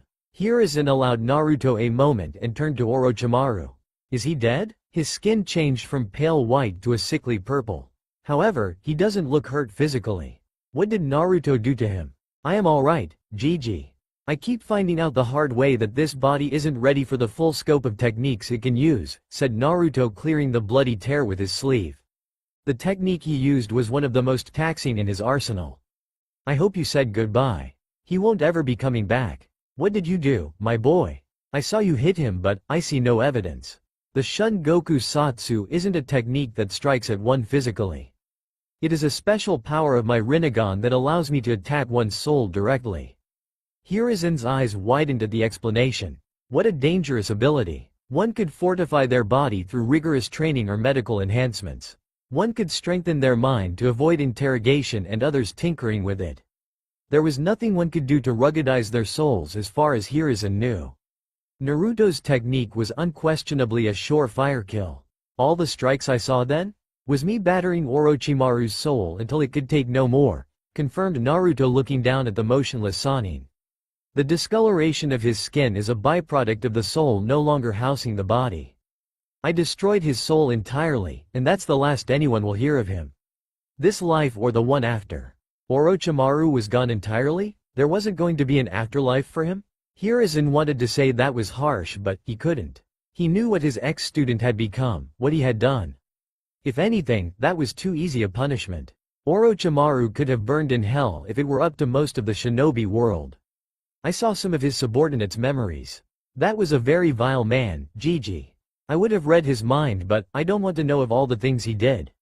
I'm sure they were disgusting. Naruto's Tengu made its way to its summoner. Naruto hopped atop its shoulder before looking at his Hokage. I have some things to handle. I'll be by later to tell you what happened to me. I'll keep this hat until then, too, because it will be mine eventually. Never forget that, Dabbao. Hiruzen forgot all about his cage hat. The kid did look good wearing it. I'll be glad to give it to you someday, said Hiruzen before Naruto's summon flew away. Once Naruto got out of eyesight, Hiruzen noticed several Anbu reaching his position. The same ninjas who watched the fight thanks to the barrier earlier. Hiruzen wondered why they didn't spring into action when the barrier fell. He'd find out later that Naruto stalled them, all to keep as many people as possible from finding out about his powers. He wasn't ready to show the world yet. What is the status of the village? Questioned Hiruzen, showing where his priorities were at. Secure, Hokage-sama. Jiraiya-sama is warding off any threats with help from others. Uzumaki Naruto thwarted their main threat of a full Ichibi based on reports from several genin. Without the Ichibi, expelling the enemy is going well, reported the tan-cloaked Anbu. Sanagakure has surrendered already. They found out their cage was Orochimaru and ceased their actions. The Anbu then took notice of Orochimaru before looking up at Hiruzen. Orochimaru? Dead, yes. We have no time to waste. Let us finish dealing with this invasion, said Hiruzen sharply before they all departed. 1 week later, with how bad the invasion could have been without Naruto's intervention in the Hokage's fight in stopping Gaara from using a full possession in the heart of Konoha, lives were still lost. A mass funeral was held for the lives of those lost. Hiruzen gave the deceased an excellent speech. He addressed the residents in a way that uplifted them in such a trying time. It was moments like these that reminded you this man had been a leader for over 4 decades. Despite all the newly hopeful faces, Hiruzen particularly paid attention to Naruto. He wasn't the only one sad, but he seemed the most affected. As Naruto promised, he returned after defeating Orochimaru to speak with Hiruzen. Hiruzen would like to think he took it in stride. However, he was sure there was a slack-jawed expression on his face for the majority of it. It was indeed an amazing thing that had happened to Naruto. Hiruzen thought, with all that power at his disposal, Naruto would be happy all the time. Instead, Hiruzen found out Naruto was no longer the one he had grown to know. The Naruto Hiruzen knew would spin this melancholy into motivation for the future. In an, I'll get strong enough, so this never happens again kind of way. That wasn't the case, because in actuality, all the power he possessed was the problem. I still can't save everyone. I'm otherworldly strong, and yet, I couldn't save everyone, thought Naruto with uncharacteristically dim blue eyes. The brightness wasn't there anymore. What's the point? What was the point of endowing me with these powers if I can't keep everyone alive? A conundrum Naruto could have solved. He had the power to keep everyone alive. Sadly, he lacked the ability. Gedo, outer path, was the 7th path that lived outside the realm of life and death. Naruto could bring the dead back to life with this path if he so chose. Unlike Edo Tensei, the reincarnated would truly be alive. After leaving Hiruzen, Hagoromo met him with resistance when attempting to use it. Hagoromo appeared before Naruto before he could go through with the jutsu. Naruto tried to explain he wouldn't die from the jutsu. Hagoromo shook his head and made Naruto realize once again that he wasn't him. Naruto was Naruto, not Hagoromo. Hagoromo was an adult with the most powerful entity in the world to fuel the chakra and life force necessary for the Gedo's ability. Naruto was 13 years old with barely a month to adjust to his Rinnegan and new chakra. Naruto also has one Biju. While powerful, Kurama wouldn't be able to keep Naruto alive if he used any of the Gedo's abilities. Hagoromo could do such a thing and be exhausted for some time. Naruto would undoubtedly perish, bringing back the shinobi and citizens who lost their lives with his current skill level and body composition. Naruto pitied himself, learning he couldn't help. And with the funeral, those feelings resurfaced. He could have saved them. He should have been able to save them. And yet, he wasn't able to. And now, some mothers wouldn't have their kids come home. Some spouse wouldn't have their lover. A child would be orphaned. All because he. Naruto-kun. Naruto blinked, feeling a hand on his cheek. Looking to his right, Naruto saw Ino looking at him with concern. Her look was justified because he was bawling hard. He could feel the tears streaming down his cheek. "Hey, Ino-chan, are you okay?" questioned Ino softly. The funeral was over, and people were leaving, but Naruto hadn't moved. Ino noticed and had been trying to get his attention the entire time. "Did you know one of the deceased?" "No, well, yes, but I was," started Naruto before stopping. Ino was one of 2 people who knew about his eyes and potential. He didn't have to hide this from her. It'd probably be good to let her know now that he thought about it. "I could have saved them. You shouldn't think like that. I know you're strong now, but you can't do everything," said Ino, trying to lighten the mood. Naruto shook his head before transporting them to the Hokage monument. Ino saw Naruto's Rinnegan glowering at her before noticing their new location. "I know about your Rinnegan. A lot of abilities and blah blah blah. Still, you're strong, Naruto-kun, not omnipresent. Do you remember the 6 paths I showed you?" Ino nodded before Naruto held up 7 fingers. "There's a 7th path, Gedo, outer path, and it allows me several abilities. One being reviving the dead," said Naruto, getting Ino's eyes to widen. "I can revive anyone, be it right after their passing or decades and decades since. It's more strenuous the longer they've been dead and dependent on the revived person's strength. I can bring back a singular person. I could also bring back everyone who died during the invasion. Ino looked at Naruto in another light. It was hit after hit with this guy. Naruto could revive the dead. Now that she thought about it, there had to be a cost for such a technique. And he practically said it. There has to be a drawback, said Ino, noticing Naruto's Rinnegan. It was missing 3 tomo. When you mean strenuous, does that mean you could, well, you know. Yes, I could potentially kill myself. Naruto found no reason to hide such a thing. He didn't want to lie to Ino. The look he got brought a smile to his face. She does look like Hagoromo's lover. She used to stare at him the same way for the things he would say. It's crazy the similarities. Naruto wrapped Ino up in a hug before she could lay into him. I know, now at least. Ironically, I was forced to realize it when I was tempted by the man who gave me this power. Time is the most dangerous aspect. Time? Questioned Ino with her head settled comfortably on Naruto's shoulder. Her comfort was weird because wasn't Naruto shorter than her? When did he get taller than me? He grew several inches taller than me in just a month. The longer the length of time since the revived's death, the life force required exponentiates. The strength of one is a factor, but time is the decider in how difficult it'd be on me to bring someone back, said Naruto informatively to Ino. She nodded into his shoulder, getting him to continue. If someone dies immediately, their soul is usually stuck within limbo for a moment. If there, it's much easier to grab. As time passes, the soul moves further and further away, which makes it much harder to reach and bring back. Since the invasion just happened, you could have revived everyone, no problem? Yes, bringing them back wouldn't have killed me if I was more adjusted to my new powers. I'd be drained and likely bedridden for some time afterward, but not dead. This information put Ino at ease. She didn't like the idea of Naruto dying. They weren't friends, but he was her best friend's teammate, they graduated together, and she knew all the great things he could do for Konoha. Maybe even the world. That Rinnegan of his was amazing. And speaking of Rinnegan, what happened to your Rinnegan? Your Rinnegan. It has 6 tomo. It had 9 a week ago. Oh, I destroyed Orochimaru's soul, said Naruto, feeling Ino nod slowly into his shoulder again. The girl was comfortable. She barely reacted to him speaking about destroying a soul. It takes a lot out of me to do such a thing. It weakens my eyes and vitality for a spell. I'll be back to normal with enough rest. Hey, Ino-chan, you're drooling on my shoulder, said Naruto, getting Ino to pick her head up in embarrassment. She discovered she hadn't been drooling at all. She glared at Naruto and got a cheeky smile in return. Oh, it's getting to be too easy. When will this end? Questioned Ino, placing her head back on Naruto's shoulder. He was really warm, and this was highly comfortable for some reason. It felt more right than it should have been. This could be addicting if I liked Naruto-kun. Too bad he has blonde hair, not black. We could have been a thing. Thought Ino, reveling in the hug from the Jinchuriki. Hinata would lose her mind if she were me right now.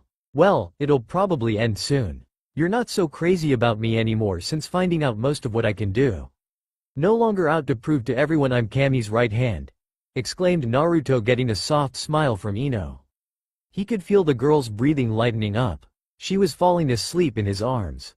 So, I have to take what I can. I'm going to get you back for all this.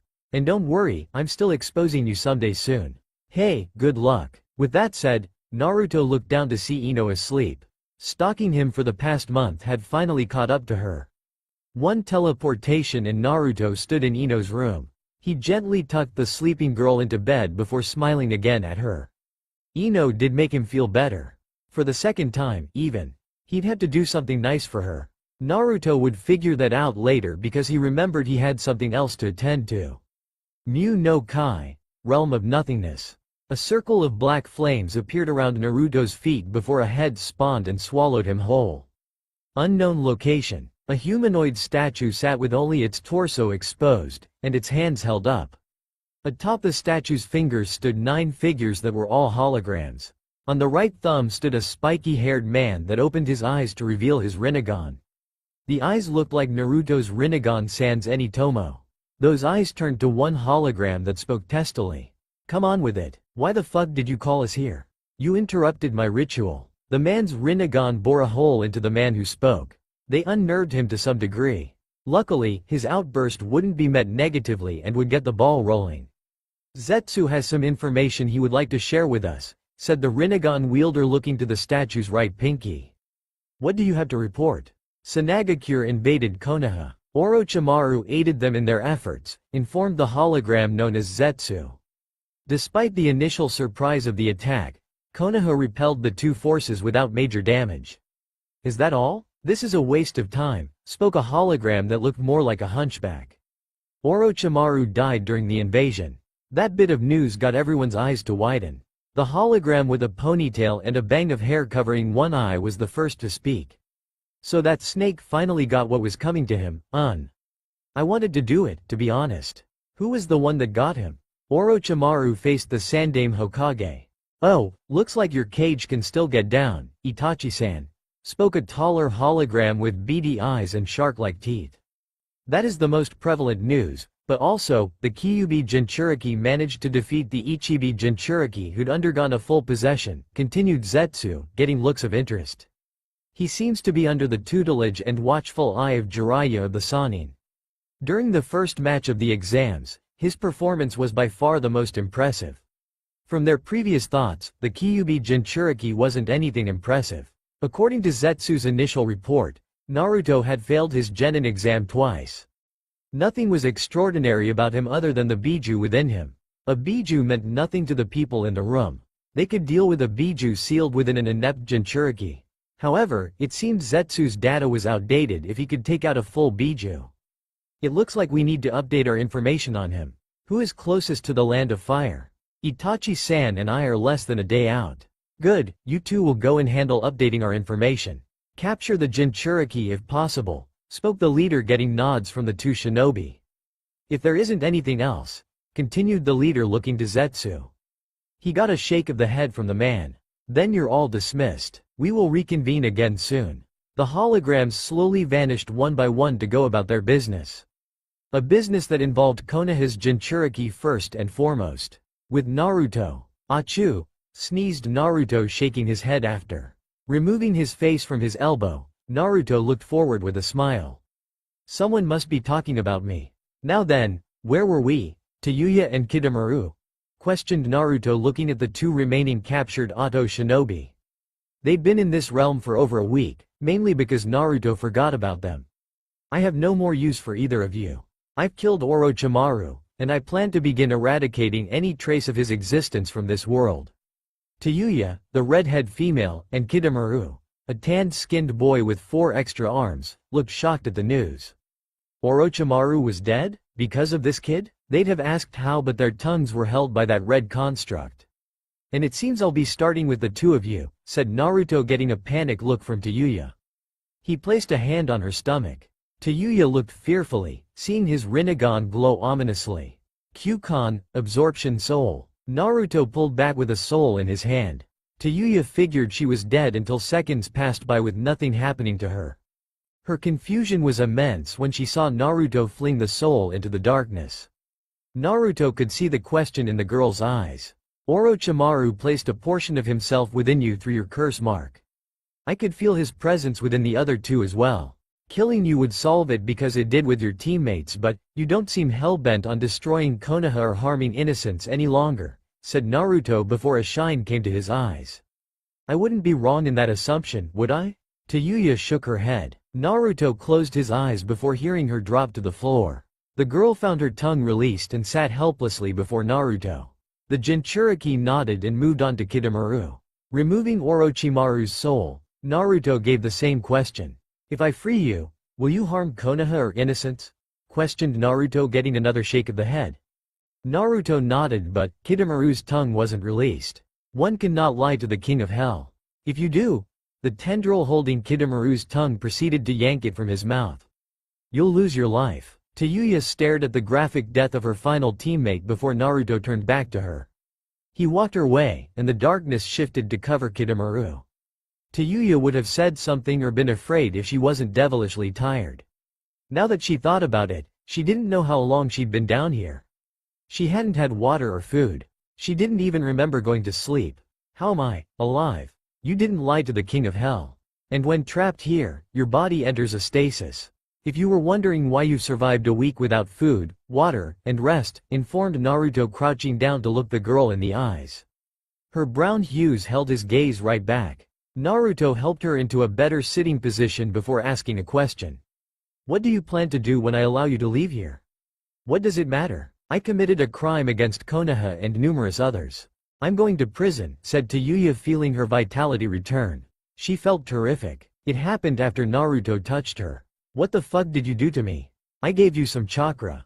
The king of hell drains all of it practically if I capture you, said Naruto with a smile. And, of course, you'd go to prison if I were to tell everyone in Konoha everything about you. I don't have to do that, though, do I? Tayuya's eyes widened hearing this. As I said, I plan to eradicate Orochimaru's existence until it is no more. I could have done it without you, but, since you're still alive, I figured I'd ask for your assistance if you're up for it. And if you help me, I can talk to Gigi about your situation. Not like anyone knows you're with Otto besides him, me, and maybe Jiraiya-sensei. Tayuya stared at Naruto after he spoke. What kind of offer was that? It wasn't much of one. Either go to jail for some inconceivable amount of time or help Naruto destroy the very thing she once was a part of to gain freedom. Considering her team was gone, and Orochimaru was dead, what did he expect her to say? It was likely why his face lit up seeing her nod her consent to helping him. I was hoping you'd say that, said Naruto, vanishing from the realm to leave her alone once more. Did I go from one overpowered asshole's underling to another even more overpowered asshole's underling? Asked Tayuya aloud while standing up. The moment she stood, she was swallowed by black fire. The fire scared her until she felt the wind in her face. What the fuck? You're not the underling of an overpowered asshole, Tayuya-san. Think of yourself as an assistant for the time being, said Naruto, getting the Otto girl to look sheepish. She didn't know he could hear her in there. Welcome aboard. Our mission, to destroy Otto. Well, at least the majority of it, I'll wager to guess. Tayuya couldn't explain the feeling. From being stuck in a place without any feeling to returning to the actual world, Tayuya felt exhilaration like no other. The air, the colors, and everything was wonderful to experience again. Tayuya took in her surroundings and noticed herself on the back of a tengu. She spotted Naruto in front of her, lying down, with his eyes closed. Now, as your new overpowered asshole boss, I need you to change clothes. The Otto imagery is a no-go, said Naruto, pointing to a backpack to the girl. There are some clothes in there. Change if you would. If you're the self-conscious type, I promise to keep my eyes closed. You better. And there better not be Konoha shit in here. I'm not wearing a leaf. I'm not wearing Konoha things, said Naruto, getting Tayuya to notice his attire. It was a black jacket, a fishnet shirt, and black pants. No Konoha affiliation was showing. If I don't wear Konoha, and it happens to be my village, I wouldn't force you to. You aren't a Konoha shinobi. You're the assistant of an overpowered asshole, remember? Tayuya looked at Naruto before grabbing the backpack. Opening the bag, Tayuya looked at the clothes and shrugged. He had good taste because these weren't half bad or far off from what she would pick to wear. Tayuya began to take her tunic off before glancing back at Naruto. Seeing his eyes still closed, Tayuya quickly changed. He wouldn't be getting some free show from her. Otto girl looks pretty good. No, scratch that. Otto girl looks good, thought Naruto, keeping his promise of not opening his eyes. Too bad Tayuya didn't know Naruto could see clearly through the eyes of his summoning. Naruto would never think to peep on a girl, but human nature was human nature. Scratch that a third time. She's ridiculously hot. Why did she wear that baggy stuff? Also, what an interesting birthmark. Eventually, Tayuya finished redressing herself before walking to stand over Naruto. So, how'd I look? Am I up to your standards now? Questioned Tayuya, getting Naruto to open his eyes. Naruto looked up at the girl and instantly blushed. Tayuya was dressed in a black, sleeveless kimono blouse with orange trimmings held closed by a traditional obi of the same two colors. A short black skirt covered her skin-tight black shorts. All in all, the girl looked good in her new clothes, unlike Naruto's assistant. They wore matching colors, after all. However, she was confused by his blush and lack of answering her question. The fuck is wrong with you? Why are you blushing? You're wearing a skirt. Yeah, I'm a girl. Girls wear skirts. And your shorts are skin-tight. Oh, realized Tayuya quickly. She was standing over Naruto in a skirt with skin-tight shorts on. Tayuya blushed before crossing her legs. My new boss is a fucking pervert. You look good, by the way. Shut the fuck up. And thus, Naruto did. He'd try to fix that pervert stigma during their trip. Congratulations to all of you. Even if you did not receive the promotion to Chunin, you performed admirably during the invasion, and perhaps a field promotion may come sooner than the next exams, said Hiruzen looking at the genin who competed in the Chunin exams. Only 11 of them were there because Naruto asked for a small sabbatical. He was promoted along with Shikamaru. I'd give Naruto-kun Jonin because he's strong enough, but I have to be sure that strength comes with leadership qualities first. Thought Hiruzen before chuckling to himself. Who am I kidding? Naruto-kun will take my chair as soon as he's ready to. I don't know why I bother promoting him. He could have gone Genin to Hokage. Hiruzen watched the Genin teams pile out of his office during his thoughts. Once they were gone, he turned his head to the window to see Jiraiya. Jiraiya, you're still here? I figured you'd be gone by now. I planned to, but I figured I could stay for a bit longer. I wanted to make sure you're alright, old man. Well, thank you for that. Thankfully, I am in good health. I'm glad to see it. Also, I need to speak with Naruto before I leave. I need to tell him something. Hiruzen raised an eyebrow. You know, the Akatsuki. I think it's time I told him.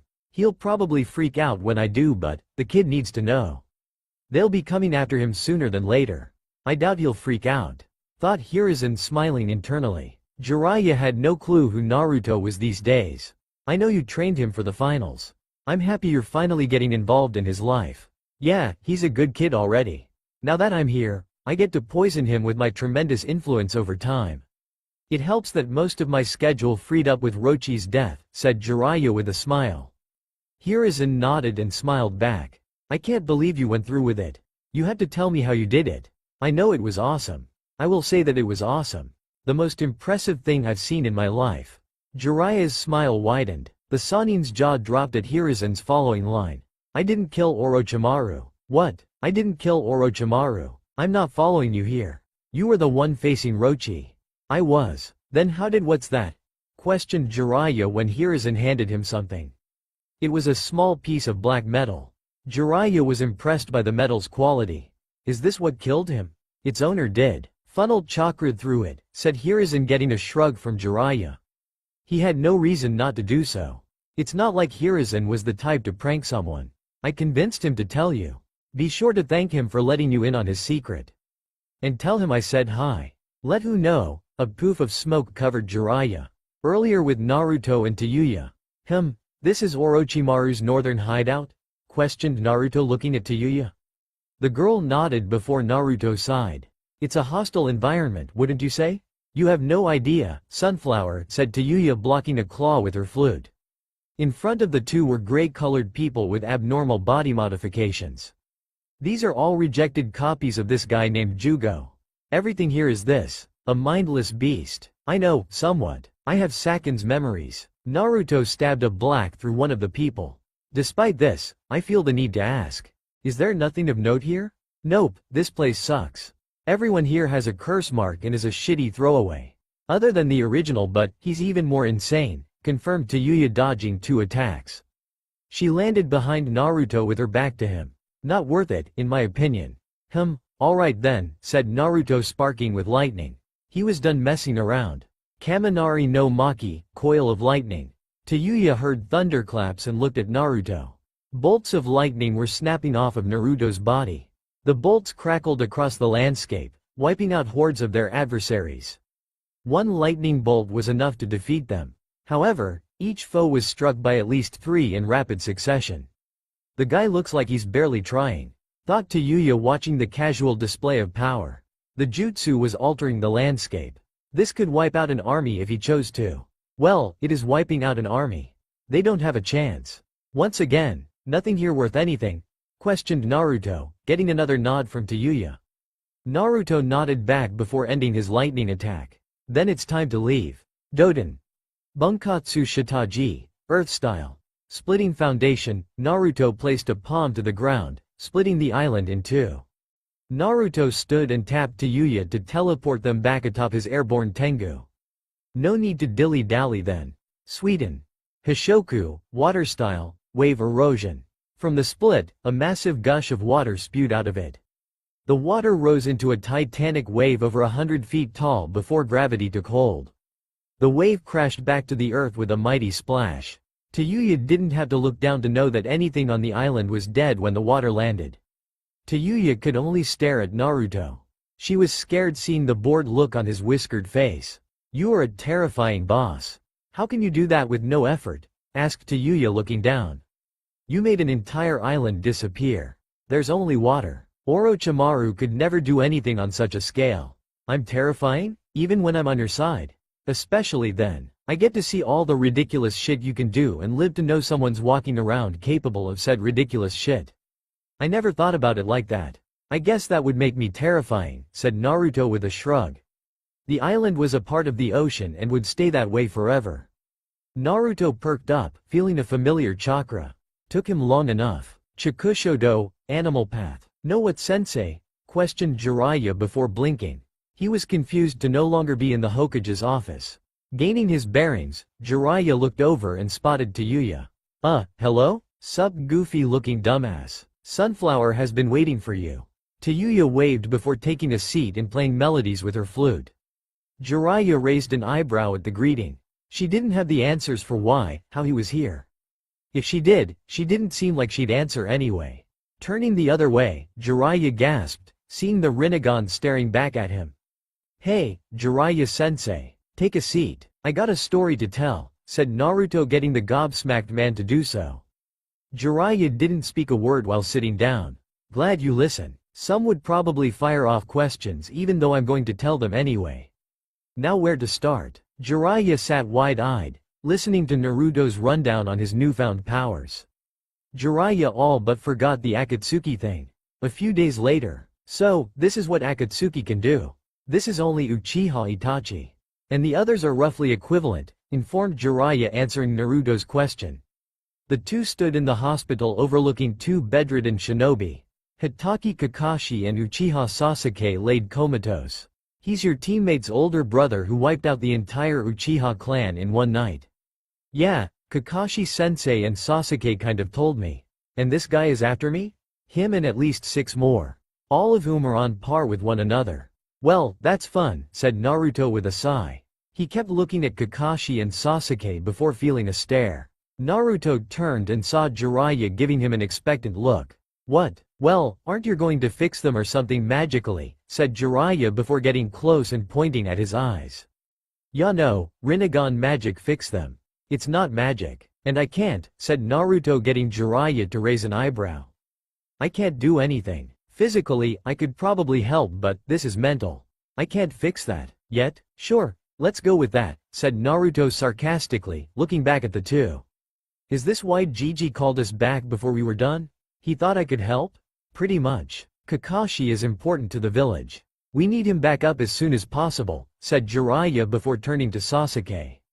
"And that's a kid, tortured by his predicament only to get it thrown in his face again by the very one who put him in it," continued Jiraiya before clapping. Since Naruto couldn't help, this only meant one thing. "Road trip time. You were on a road trip, Ero-sensei."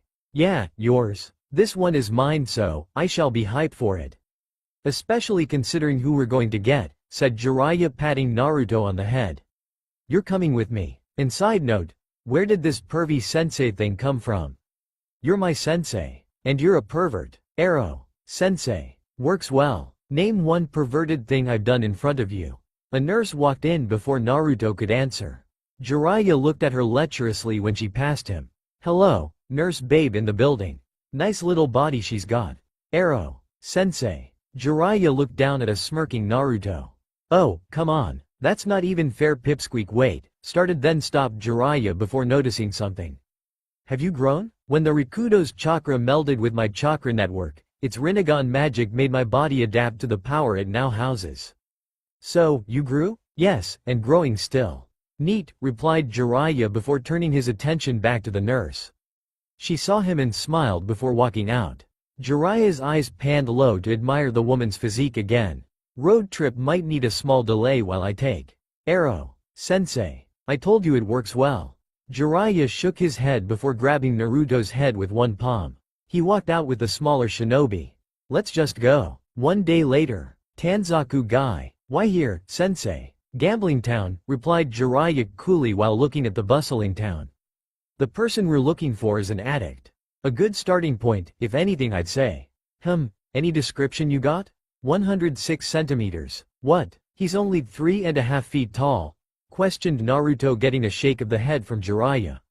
We're looking for a woman, Gaki. And no, 106 centimeters, said Jiraiya with a lecherous grin. He brought his hands up like he was cupping an imaginary chest. 106 centimeters. No way. You're lying, said Naruto with rosy cheeks. She was my teammate. If anyone knows, it is me. Teammate? Like the third Sannin? Yep, we're looking for Tsunade Hime. Wow, I might meet all 3 Sannin in the same month, said Naruto with a smile before closing his eyes. She got chakra like you? I'd say more. Hummed Naruto in reply. Naruto's eyes snapped open before he nodded his head. I think I found her. She's here? Maybe. There aren't many people in the world with chakra as strong as yours. And there's one on the other end of this town. Well, let's go say hi then. Sure, said Naruto, eyes flashing to his Rinnegan before they turned back. Jiraiya and Naruto appeared in a booth with 2 women and a pig. Hi. The 2 women freaked out at his being there. Their fright made sense because he wasn't there the instant beforehand. Naruto's eyes panned to one of the woman's chests. Ero-sensei wasn't lying. 106 centimeters. The blonde woman, Tsunade, had a saucer in her hand with sake in it. She looked at Naruto before shrugging. She downed the sake in a quick gulp. Allowing the burn to subside, she opened her brown eyes to the equally confused white-haired man before her. So, Jiraiya, 2 questions. Why are you here? Questioned Tsunade before pointing at Naruto. And who's the kid who can't keep his eyes off my chest? Real subtle entrance, kid, said Jiraiya sheepishly, laughing to hide his nerves. Jiraiya coughed in his hand, seeing the unamused look on Tsunade's face. Guess he needed to get down to business. Hey, Hime, you look as good as ever. Sadly, this isn't a personal visit. Konoha needs your help. Tsunade raised an eyebrow. Konoha needed her help? She could humor this, at least. She still had alcohol to finish anyway, and she couldn't find a reason not to listen. It would probably be a good laugh finding out whatever that bastard of a village wanted from her. Konoha. Tayuya was angry. Fucking sunflower. Correction. Tayuya was angry at Naruto. Stomping around in a huff. Tayuya mimicked the Kyuubi Jinchuriki's last words to her. Don't worry Tayuya-san, I'll be back soon. Tayuya grumbled a few swears before looking at the calendar.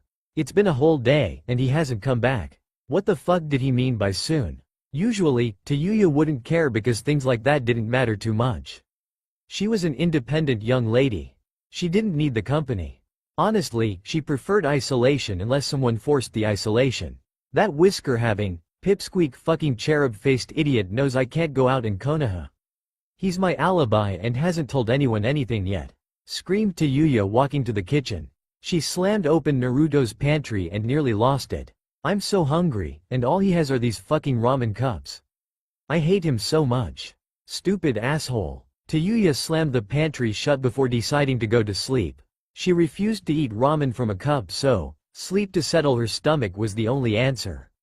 Looking at the couch she slept on last night, Tayuya turned to Naruto's room. Yep, I'm sleeping in there, said Tayuya walking over to and kicking open Naruto's door. She spotted his bed and frowned at how small it was. Well, I guess he is a shrimp, so it's probably huge to him. Peefed, this shit would barely fit a toddler. It was a bed, and a bed was better than the couch, so Tayuya plopped down on it.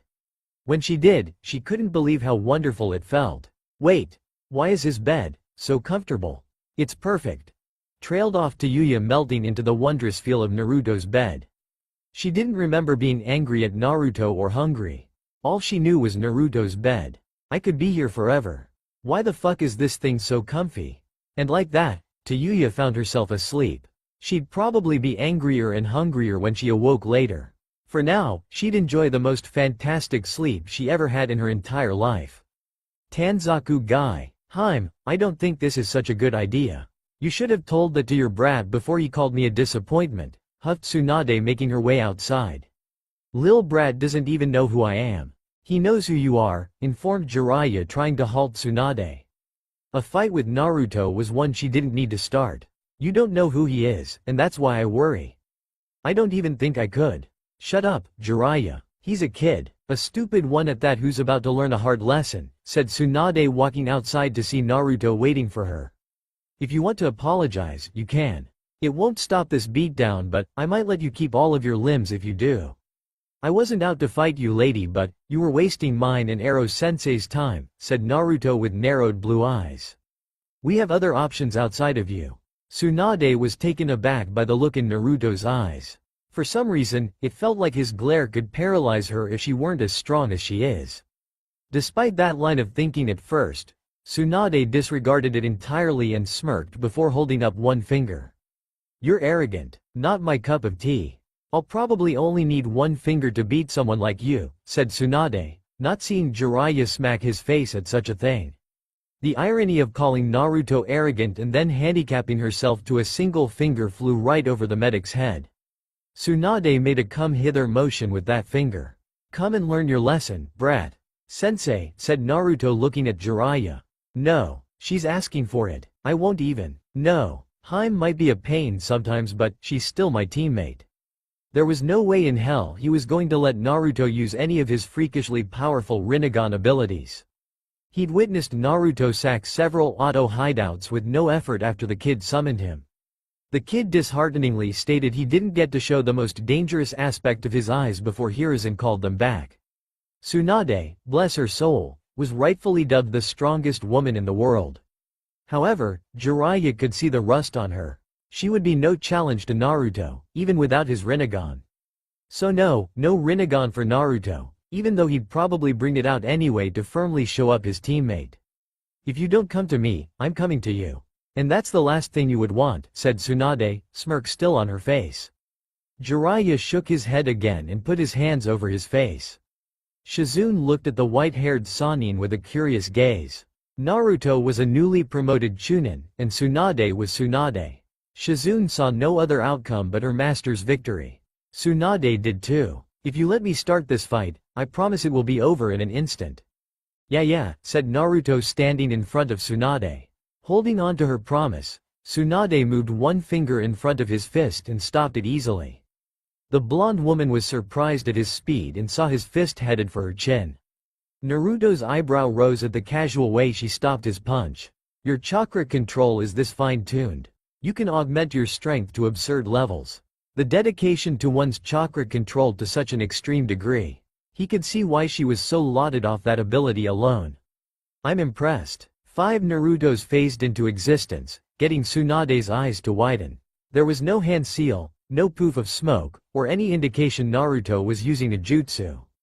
The clones spawned and kicked the Sannin into the air. Tsunade cringed at the perfectly placed kicks. He admires my chakra control? His chakra control is crazy too. He can use that high-level jutsu with no hand seal, thought Tsunade, frantically shifting her body in the air. The 5 clones had jumped to meet her. She landed before 10 more Narutos spawned around her. As if I'd let that happen again. Tsunade rose her finger before dropping and thrusting it into the ground. The ground exploded in a spiderweb crack, upturning pieces of earth that shook the area violently. Tsunade dispelled the gaggle of Narutos with ease. Dust clouded the area from her attack. The clone Narutos were gone. The original stood looking at her like he had been since the earlier shadow clones. Tsunade then noticed the dust in the air was blowing toward her gently. Naruto was using a low-powered wind tunnel that practically outlined her. What is the point of this small breeze?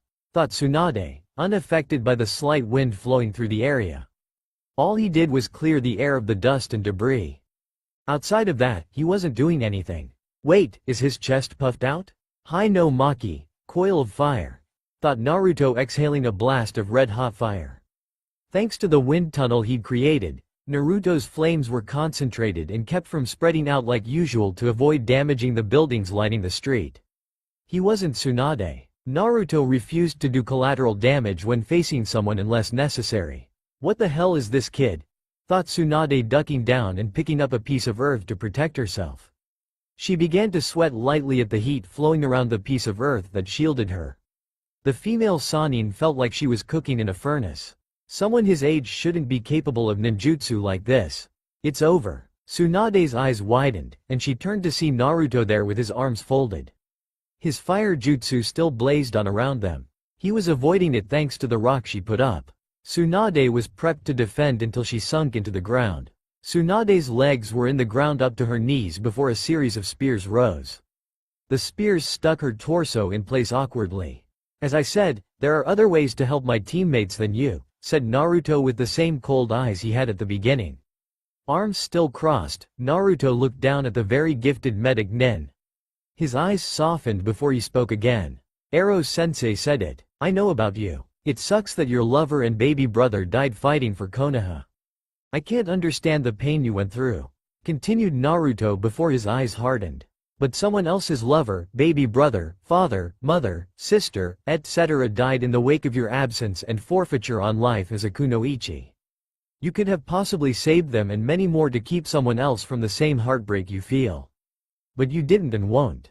That's why I said you're a disappointment. You could do so much where others can't and wish they could." Tsunade sat wide-eyed and forcibly stuck listening to the words of the Jinchuriki. He was 13, yet speaking like he'd lived a life full of strife. If only she knew that he had, in a sense. Tsunade didn't know, and even if she did, the woman wouldn't care anyway. Her pain was unique to her, and who was he to tell her how to deal with it? This was the reason she was a disappointment to him? Because she wouldn't fix every little boo-boo that befalls or befell someone from her grandfather's village. Give her a break. "Oi, you damned whiskered brat," said Tsunade, getting Naruto to raise an eyebrow. The earthly prison began to crack. The look on the Sannin's face shifted to one of anger. "It's somehow my fault that Sarutobi didn't listen to me when I said we needed more medics? It's somehow my fault there is no one else in the entire world that can help your hurt friends outside of me? Huh? It's my fault I wasn't good enough to save my own family with my power, and now when someone else faces my reality, I'm supposed to help them when no one was there to help me." Naruto watched the woman forcibly tear through his jutsu while she spoke and stood to look at him with fierce brown eyes. Tsunade didn't wait long for an answer when she saw the same brutally cold eyes still looking at her. She kept her earlier promise despite her anger-fueled attack. She led with her pointer finger, which could level a building. "Sadly, yes. You can't help you were endowed with great power," said Naruto, shifting his head left of Tsunade's finger before his Rinnegan shifted on. A sharp and crisp left-right of chakra-fueled fingers to the stomach dropped Tsunade to her knees, parallel with Naruto. "I believe those endowed with great power shouldn't run from moments where they can do good in this troublesome world," continued Naruto before lashing out with an elbow to Tsunade's temple. He stopped an inch from leveling the legendary medic. Her pigtails blew from the force gathered. The elbow wouldn't demolish a building, but it would have put Tsunade through the building next to them. "I promise you I won't, so that one day I can save someone's loved one or maybe their baby brother. Because if everyone thought like you, no one would save anyone. You have to break the cycle to keep it from repeating, don't ya think?" "It's what I think." "Wow, nice words," thought Jiraiya with a smile. Shizune stood with her jaw dropped at her master getting bested by a kid. Jiraiya noticed it before shifting focus back to Naruto. "Finish strong. You got her on the ropes." After hearing Naruto, Tsunade stared forward, hand on her stomach, and didn't move for a few seconds. The pain in her abdomen was all but forgotten listening to Naruto's words. Naruto smiled cheekily and rose both arms to the sky with balled fists. "My dream is to become Hokage. And I'd gladly give my life if it meant saving one person or the entire village," spoke Naruto, bringing his arms down and nodding to affirm it to himself. "This I promise, Datbeo." And like that, Tsunade had two memories flash through her head. The first of her younger brother, Nawaki, and the second of her lover, Dan. The two very important people in her life who died too early that both shared Naruto's dream. She could see the two of them smiling at her, and right between them stood Naruto. A tear fell down Tsunade's eye, and not because of the mighty blows she took. It fell due to the thoughts running through her head. Naruto kneeled next to her and tapped her stomach twice. Both in the spots of her chakra gates. "Sorry about the last hits. They hurt more than usual since I closed 2 chakra gates when I poked you," said Naruto, reopening the 2 gates with pulses of chakra. "You should start to feel your chakra flow naturally once again." I'm certain you can deal with the pain yourself, right? I mean, you are the greatest medic in the world. Tsunade turned her teary eyes to Naruto to see his Rinnegan in place of his blue ones. Somehow, despite the emotionless appearance of the eyes, Naruto managed to shine some warmth through them while matching the medic's gaze. Tsunade was physically rusty, but mentally, she retained knowledge as well as she did in her prime. She knew what she was looking at. Rinnegan. He has the same eyes as the Sage of Six Paths. Naruto probably showed her them to drive home his point about being endowed with great power and choosing to do the right thing with it. And probably to make her feel better about the loss she took. She needed the latter because losing to a fresh Chunin would hurt her reputation and pride tremendously. She needed to train again because she wouldn't go down like this next time. So fascinated about the eyes, Tsunade nearly missed what was behind Naruto. Naruto, look out, someone managed to sneak up on me, thought Naruto, turning to see a volley of shuriken flying his way. Choosing to dodge with Tsunade, Naruto froze, noticing something alarming thanks to his visual prowess. There's shuriken in the shadows of these. No escape. Seiatsu, subjugating pressure, Naruto formed a gravity wall around him and Tsunade that deflected the shuriken. Naruto quickly moved from behind Tsunade, who impressively managed to get him out of harm's way, before he looked up at the red eyes of the man behind the shuriken. Uchiha Itachi. Hello, Naruto-kun, spoke Itachi monotonously, wondering how his shurikens were stopped. Itachi considered a wind jutsu of some sort before seeing Naruto's eyes. He has the Rinnegan? This is over, said Naruto, teleporting behind Itachi. A phantasm of Naruto could be seen ghosting toward the Akatsuki member. Naruto moved to attack before stopping. Genjutsu, that fast? I didn't even notice. The Itachi before Naruto dissolved in a flock of crows. Naruto was amazed at the speed. Itachi must have gotten him when they first met eyes for the second before Naruto teleported behind him. Then, he had the foresight not to pass go and collect $200 by hightailing it out of there immediately because Naruto couldn't feel him anymore. Snuck up on him and threw an inescapable volley of shuriken, trapped him in a genjutsu, and managed to leave without Naruto being able to follow. He's good, really good, said Naruto with a small smile. I'll be better prepared next time. The same as you Akatsuki will be, I'm sure. With Itachi. Itachi, what the hell happened? Questioned a large man that ran beside Itachi with blue skin. He had the same beady eyes of the hologram that spoke to Itachi less than a week ago. You said you were going to start the attack, and I'd come in later. Did you change your mind? Tsunade and Jiraiya couldn't handle both of us. I know that. You are right. We likely could best Tsunade-sama and Jiraiya-sama in battle. So, why didn't we? Pipsqueak would have been easy pickings afterward. Naruto-kun is the sole reason we're fleeing, Kisame, said Itachi, saying Pipsqueak's name, unlike his partner. Sensing his partner's next question, Itachi answered it. Naruto-kun's Biju isn't the problem. He has the Rinnegan. Kisame's eyes widened, and he was quick to no longer question Itachi's idea to leave. Naruto having the Rinnegan ended the discussion right there. The Kyuubi Jinchuriki has the same eyes as the leader of Akatsuki? It would be fun sharing that with the rest of the group later. You think we could have taken him? Questioned Kisame after a moment. Whether we could take him or not remains unknown, spoke Itachi, still sprinting away. Naruto was young and not as strong as he could be given time to grow. Now was probably their best chance to beat Naruto in battle. Except, his current entourage made even that task already tricky to accomplish. Our main objective was to update our information on him, capture if possible. I didn't want to run the risk of facing two Sannin in a Jinchuriki with the Rinnegan. Capturing him at that time didn't seem doable. Yeah, you're probably right, spoke Kisame before a shark-like grin crossed his face. Just hope we can catch him alone soon. I've always wanted to see what the eyes of the Sage of Six Paths could do. No, you don't. Even I don't wish to. The shark man looked at the Uchiha briefly and thought about it. Itachi was someone he knew that if he faced, he'd likely not come out of the battle alive. And for Itachi to say that about someone else really put it in perspective.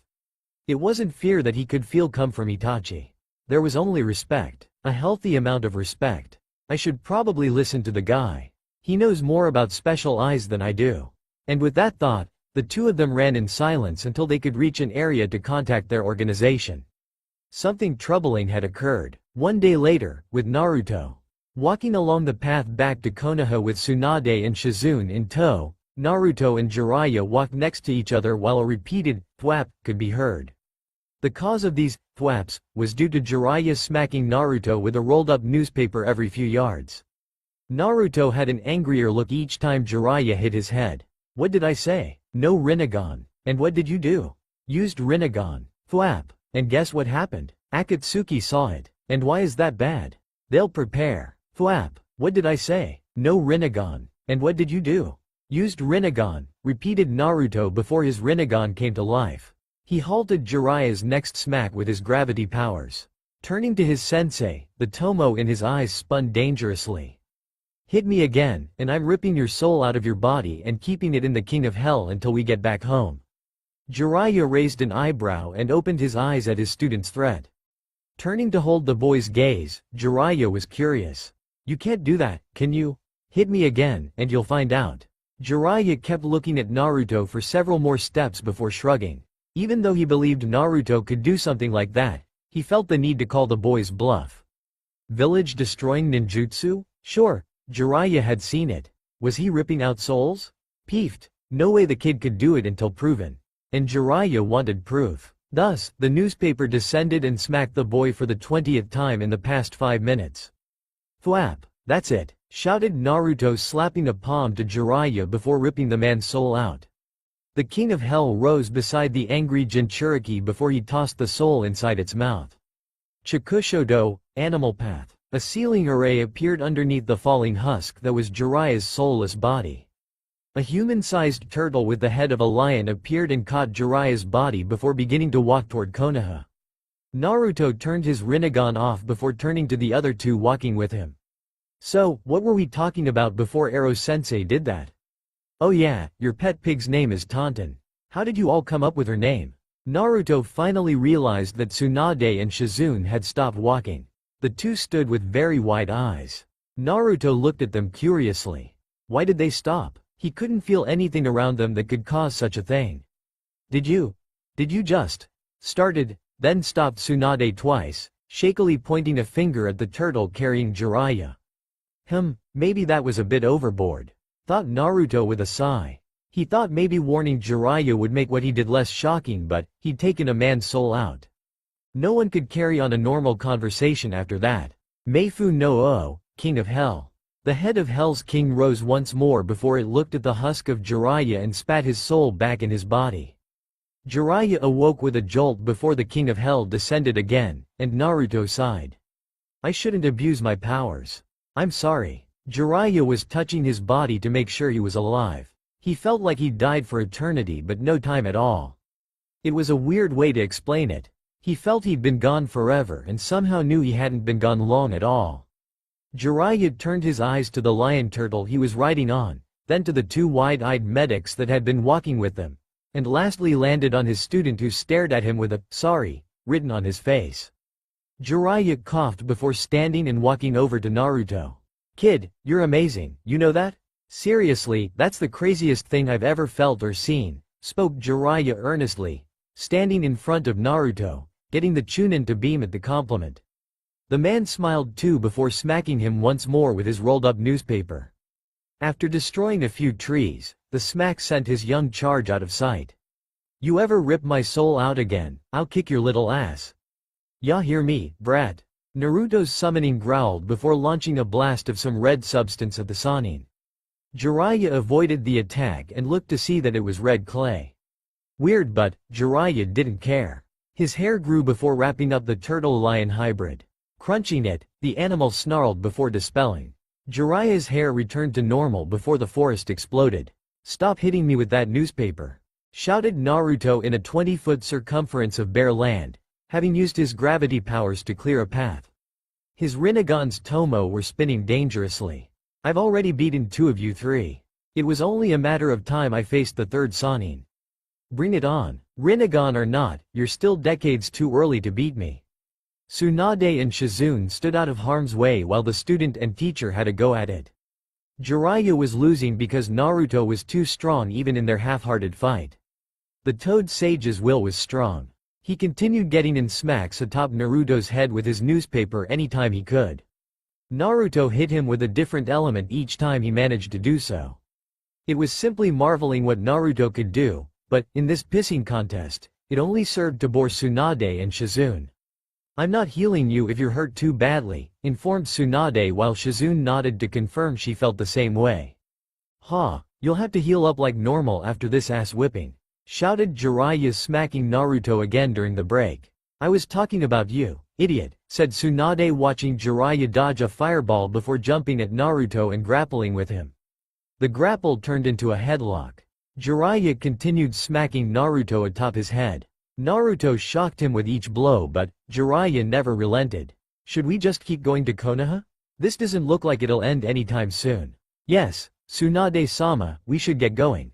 We might void Hokage-sama's payment if the two we are supposed to help come to before we get there," replied Shizune, shaking her head at the two's fighting. "Only an hour out from Konoha too. Boys will be boys." And with that, the two medics walked past the scuffle and continued on their way to the Leaf Village. Jiraiya and Naruto's fight ended once the two were out of sight. Jiraiya, horribly singed and roughed up, held up Naruto, sporting only a knot on the back of his head from the newspaper. It seems like they forgot about the whole soul-ripping thing." "Yeah, that's good, at least.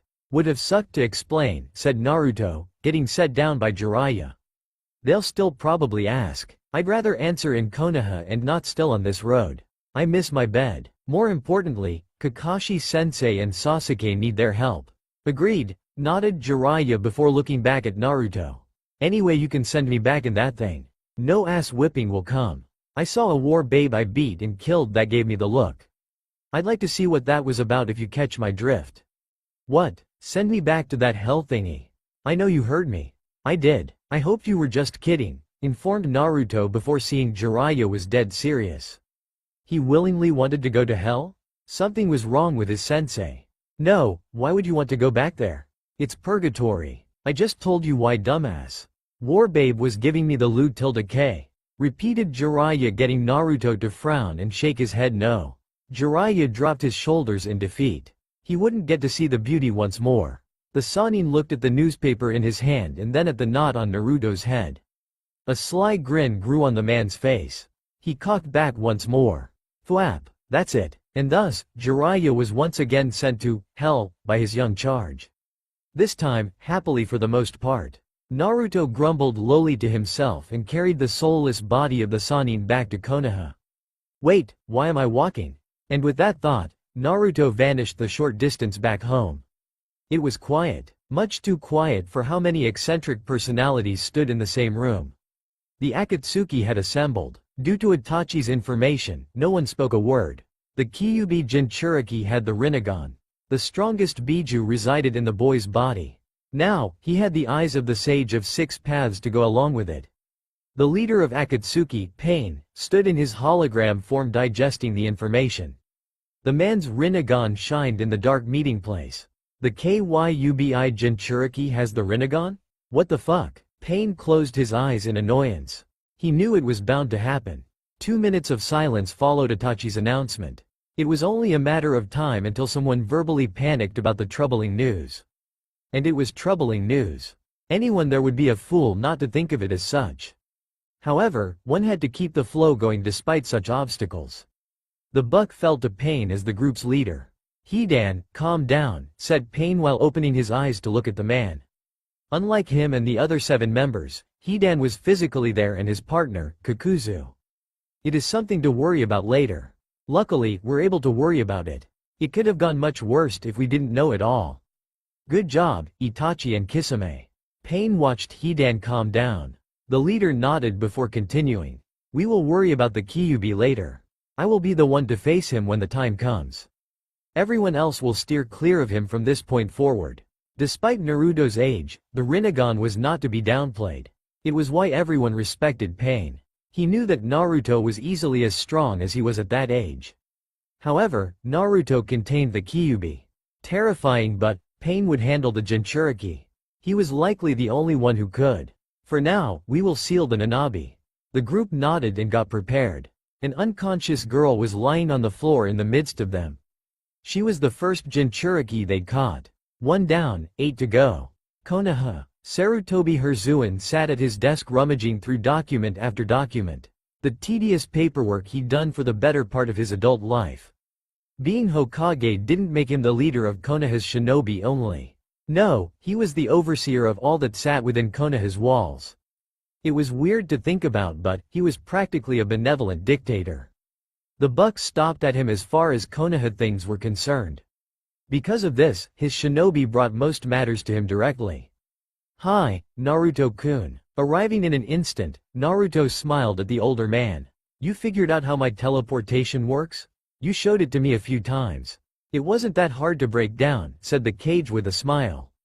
He put down his pen to look at his favorite shinobi. The Kage rose an eyebrow seeing Jiraiya on the younger shinobi's back.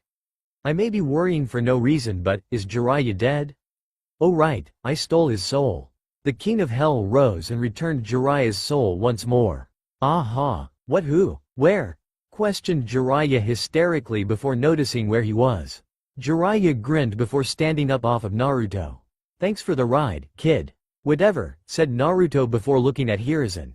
Seeing the Kage's wide eyes, Naruto sighed. "I'm not explaining this. You tell him what happened since you're the leader anyway. I have my other mission to finish." Hiruzen remembered what Naruto was doing before this whole Akatsuki search for Tsunade thing. Naruto smiled, seeing Hiruzen's nod. Chikushodo, animal path. A ceiling array spawned next to Naruto. A poof of smoke rose a moment later. The wonder of what Naruto summoned was solved before the smoke dissipated. "Damn it, Sunflower. I was sleeping. Stop doing that." "Ah, Tayuya, of course." Tayuya turned when she heard Jiraiya speak. Who better to destroy Otto than one of its shinobi? "Hey, perverted dumbass." Jiraiya frowned at the nickname. The kid picked a pretty one at least. The vulgarity is a little much. Thought Jiraiya watching Tayuya return to berating Naruto. Like his dad, he probably enjoys it. "Kushina was nicer to me. I missed you too." "I didn't say I missed you, idiot. I don't like you." "You don't mean that. If you did, you'd take out those earrings that allow me to summon you," said Naruto tapping Tayuya's shoulder chidingly. She growled before Naruto turned to Hiruzen. "Ero-sensei will fill you in, Gigi. I'm going to go finish what I started before they try to scatter too far." Naruto looked back at Tayuya again. She was wearing sleepwear. She looked hot, but her clothes weren't battle attire. "We'll leave after my travel buddy gets dressed. I can't have her fighting and risk." "Ah." Naruto cringed, hearing the shout in his mind. His sudden movement alerted the three surrounding him. Tayuya was the first to ask him what was wrong. At least she would have if Naruto didn't drown the area in killing intent. Tayuya froze when she saw the livid look on Naruto's face. He took a calming breath that made the killing intent disappear. Tayuya exhaled, not realizing she'd been holding her breath, before putting a hand to her chest. "The fuck was that? You gave me a heart attack." Naruto took another calming breath before answering the kunoichi. "Chome is in trouble," said Naruto before building chakra. He clenched his fists angrily. "I'll be back shortly." "Wait, who's Chome?" "The Nanabi." Jiraiya's eyes widened at the admission. Hiruzen and Tayuya were equally as shocked as the Sannin. Could Naruto feel the Seven Tails was in trouble? Well, if the boy needed help, Jiraiya would offer his assistance. Naruto noticed Jiraiya's willingness and shook his head. "The distance is too far. I can't teleport anyone else that length of a distance." 3 Tomo vanished from each eye. A tear of blood ran down his cheek before the Jinchuriki disappeared. "Shunken Ito. Instant transmission," said Naruto reappearing in a cave. Naruto heard gasps the moment he arrived. Naruto looked up to see holograms and 2 men looking at him. A girl was levitating in the air as well. Several ghastly chakra dragons were running through her body. "Chome-chan, I'm here." Naruto mentally saw the Biju screaming in agony. Naruto turned to the only person that mattered at the moment. The man with the same eyes as he. "I'm guessing you're the leader of Akatsuki. Kyuubi Jinchuriki, you've come." The two stared at each other. The tension in the air was thick. Nanabi Jinchuriki mindscape. The feeling was indescribable. There was no way to describe how she felt. If someone forced the Nanabi Jinchuriki to explain what she felt, she'd say, "I don't know," thought the girl, unable to describe what happened to her.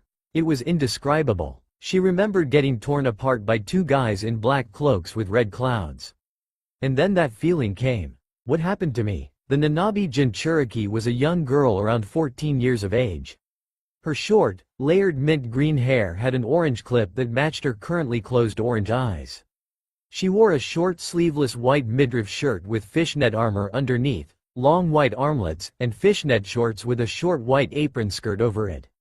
There was a red, cylindrical object on her back, and overall, her appearance was somewhat worn. Blood, bruises, and cuts littered her body and clothes. I think she's waking up, Chome-chan. The girl's eyes opened at the voice. A boy with blonde hair and a warm expression on his face stood in front of her. Hi, my name is Uzumaki Naruto, Chunin Shinobi of Konoha. May I have your name? The girl stared blankly at Naruto with a bewildered expression. The lack of response got Naruto to open his eyes. His Rinnegan elicited a gasp from her. Please, please, stay away from me, I don't know what I did, shouted the girl, frantically trying to scramble away. Naruto tilted his head curiously at her. She hurried back until she hit something solid. Nanabe? Hi-fu, spoke the seven-tailed beast. The Nanabe was a giant rhinoceros beetle. Unlike the Ichibi and Kyubi, 6 of its tails were wings. The 7th flowed out of its abdomen like a proper tail. You can trust this boy. He's here to save you and me. Fu's eyes widened before she turned back to Naruto. His warm expression had returned. Fu was cautious but she could be courteous. Her Biju didn't seem wary of the boy before them. My name is Fu. I guess Nanabe already said it. Chome. Chome? The Nanabe. Its name is Chome, said Naruto looking at the Biju. It fluttered its wings happily at him. You were abducted by a group called Akatsuki. They're after the Biju, like Chome-chan, for nefarious purposes, I presume. Naruto offered the girl a hand up while he continued speaking. To do that, they must first extract your Biju from you. This removal would kill you. Fu's eyes widened even further. Was she dead? Or was she dying? She remembered getting taken. No, you're not dead or dying. Well, you're dying but that's not relevant to this Akatsuki situation. Naruto laughed at the random existentialism. Now wasn't the time. Anywho, I got here with plenty of time to spare. You and Chome-chan will be fine, said Naruto with a smile. Fu managed a small smile in return. You're safe and very alive. This makes sense. If I were dead, I wouldn't be able to feel anything, right? I feel my injuries, thought Fu, accepting Naruto's hand up. She found out he was shorter than her by a few centimeters. Somehow, she didn't feel taller. He's so strong. It makes me feel tiny.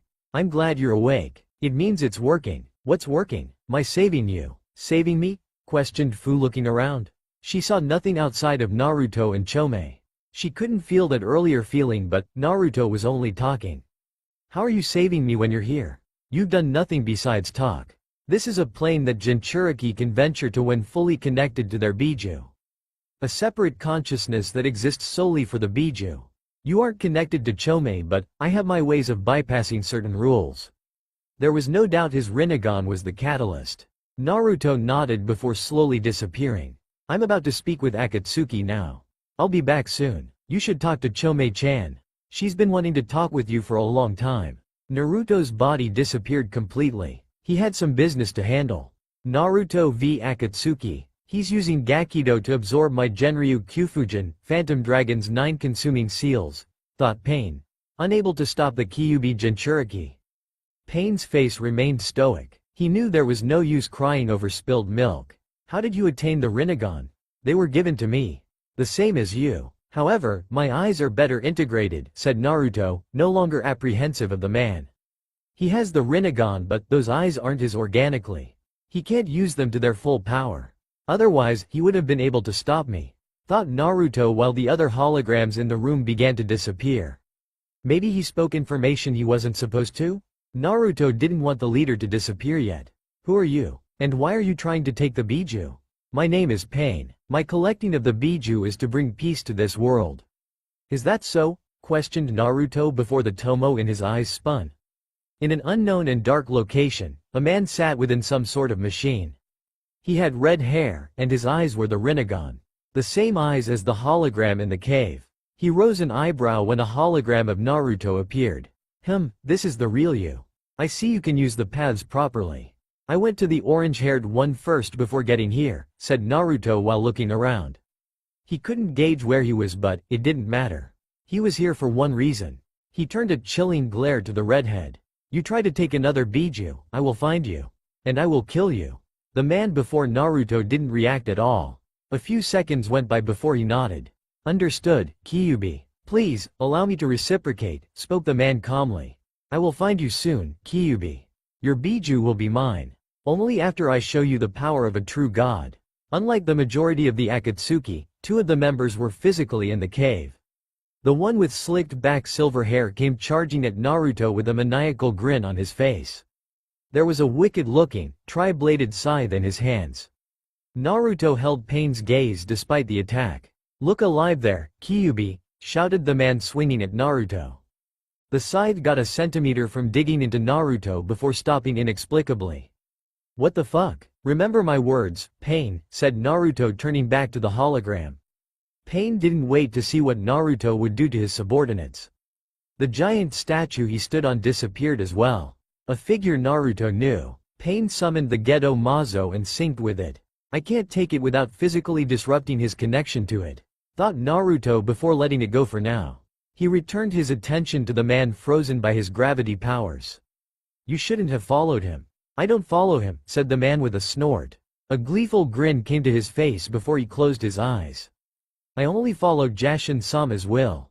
Jashin? Naruto released a potent Seiyatsu with his outburst. The only piece of land unaffected within a square kilometer was Naruto's spot holding Fu. Everything else was crushed and thrown haphazardly outward by a blast of gravity. Naruto took a calming breath. He knew who Jashin was from Hagoromo's memories. Chikushodo, said Naruto summoning his lion-turtle hybrid. He set Fu gently atop its back. Afterward, he turned in the direction of the follower of Jashin. I can't allow you to live past this day. Not following that religion. If it can even be called that. That fucking hurt you, brat, shouted the man furiously. He stood groggily out of the rubble Naruto threw him under with gravity. He turned and spotted Naruto half a kilometer away. Naruto couldn't hear him, but it didn't stop his yelling. I'm going to torture you. I don't give a fuck that you're the Kyuubi. You're dying. Shin Shun Goku Satsu. True instant hell murder. The Akatsuki member blinked, seeing Naruto ghost toward him. He grinned at the slow gait the boy was taking. He readied a swing before blinding pain hit him.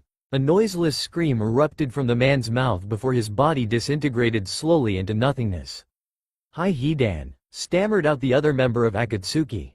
He'd recovered from Naruto's gravity blast and watched the entire process. He phased through Hidan and made him vanish? He didn't even touch him? What happened? Thought the man in a panic. Naruto was visibly winded after his technique. He looked like he could barely stand. I have to take a chance. It might be the only way I survive. Kaden. Zukaku, fire style, intelligent hard work. Futon. Atsugai, wind style, pressure damage. Two figures, composed of black threads entirely, burst from the back of the man's Akatsuki cloak. One of the figures wore a mask with red markings. The other donned a mask with dark blue markings. The former brewed a fire jutsu while the latter conjured a wind jutsu. The attacks combined into a hellacious torrent of fire.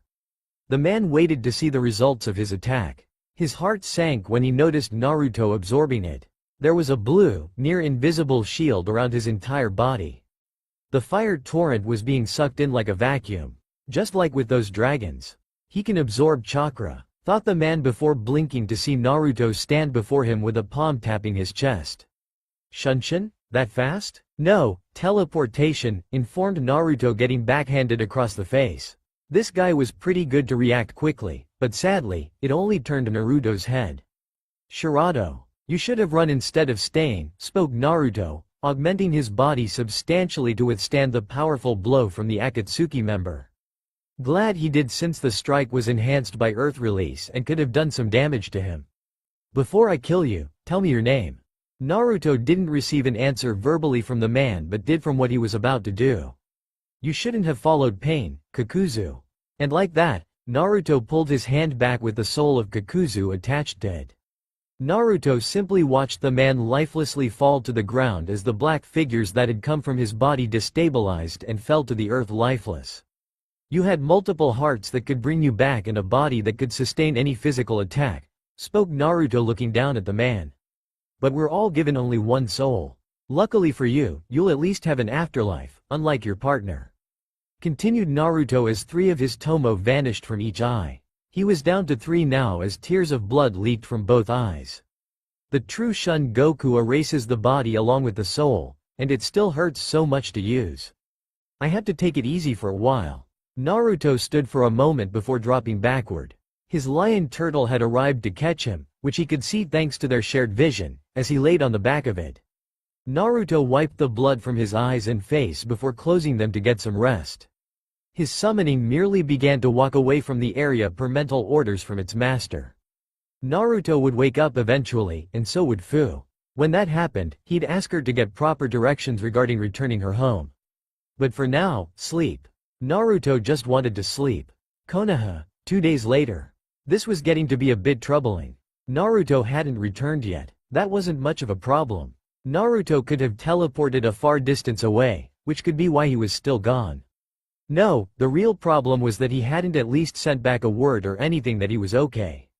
Even when Jiraiya tried to use a toad to get correspondence, Naruto ignored that call. That was an issue and had the man panicking over the Jinchuriki as he sat atop the Hokage tower looking to the sky. You better be alright, thought Jiraiya nervously, biting his nails. You'll be starting on your actual finger at that pace, you know? Huh? Jiraiya perked up at the voice and turned to see Tsunade standing there smirking at him. Never thought I'd be able to sneak up on you. Your pervy radar not working so well anymore, I see, said Tsunade watching Jiraiya turn his vision back to the sky. Tsunade frowned at that reaction before deciding to walk up to the man. What's troubling you, Jiraiya? Is it still Naruto? That easy to read? Well, it's the only thing you've been worried about since telling me what happened to him, spoke Tsunade standing by the rail. Jiraiya was sitting atop of to also look out at the sky. And hearing his story, you're worried about him? Yeah? Okay, why? Because he's a kid. He's not just a kid. He's a kid with the most powerful dojutsu in the world and chakra given to him by the Sage of Six Paths himself, said Tsunade turning her brown eyes to Jiraiya. Her pause got Jiraiya to return her stare before she continued. That kid could probably kick our asses 1-on-2 if he felt the need. Could maybe even take Sensei back in his prime.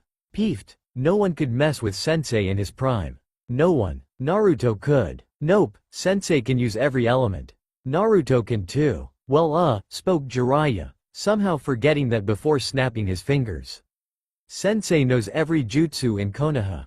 Naruto does too. He got Sensei's memories when he gave him chakra, remember, said Tsunade, reminding Jiraiya that Naruto did know everything Hiruzen did. When he saved the man from Orochimaru and gave him chakra, Hiruzen's memories came with. And with his Rinnegan, Naruto can use them, unlike Sensei, who only knows every jutsu. Kami, that kid isn't even grown yet, and he's already frightening. When you put it like that, you're right. The kid is walking hacks. I know. He's a kid still, though, but he's plenty strong. And that's why, despite his lack of return or communication, you know he's fine, said Tsunade with a smile. At least him, you know. I'd have worried if he didn't make me a believer. The kid kicked my ass so easily. Tsunade's pride still hurt despite knowing who Naruto was. A loss was still a loss in her book. And he'll kick yours too to show you he's fine. You miss him, is all. And it's wonderful that you're so worried sick about it. It shows you really care, but he'll be back soon. Calling you a pervert per usual. Ha, true. The little brat, laughed Jiraiya, throwing his head back. He nodded to himself before turning a smile to Tsunade. Yeah, you're right. Kid's got me walking around here all worried when I shouldn't be at all. He'll respond as soon as he can.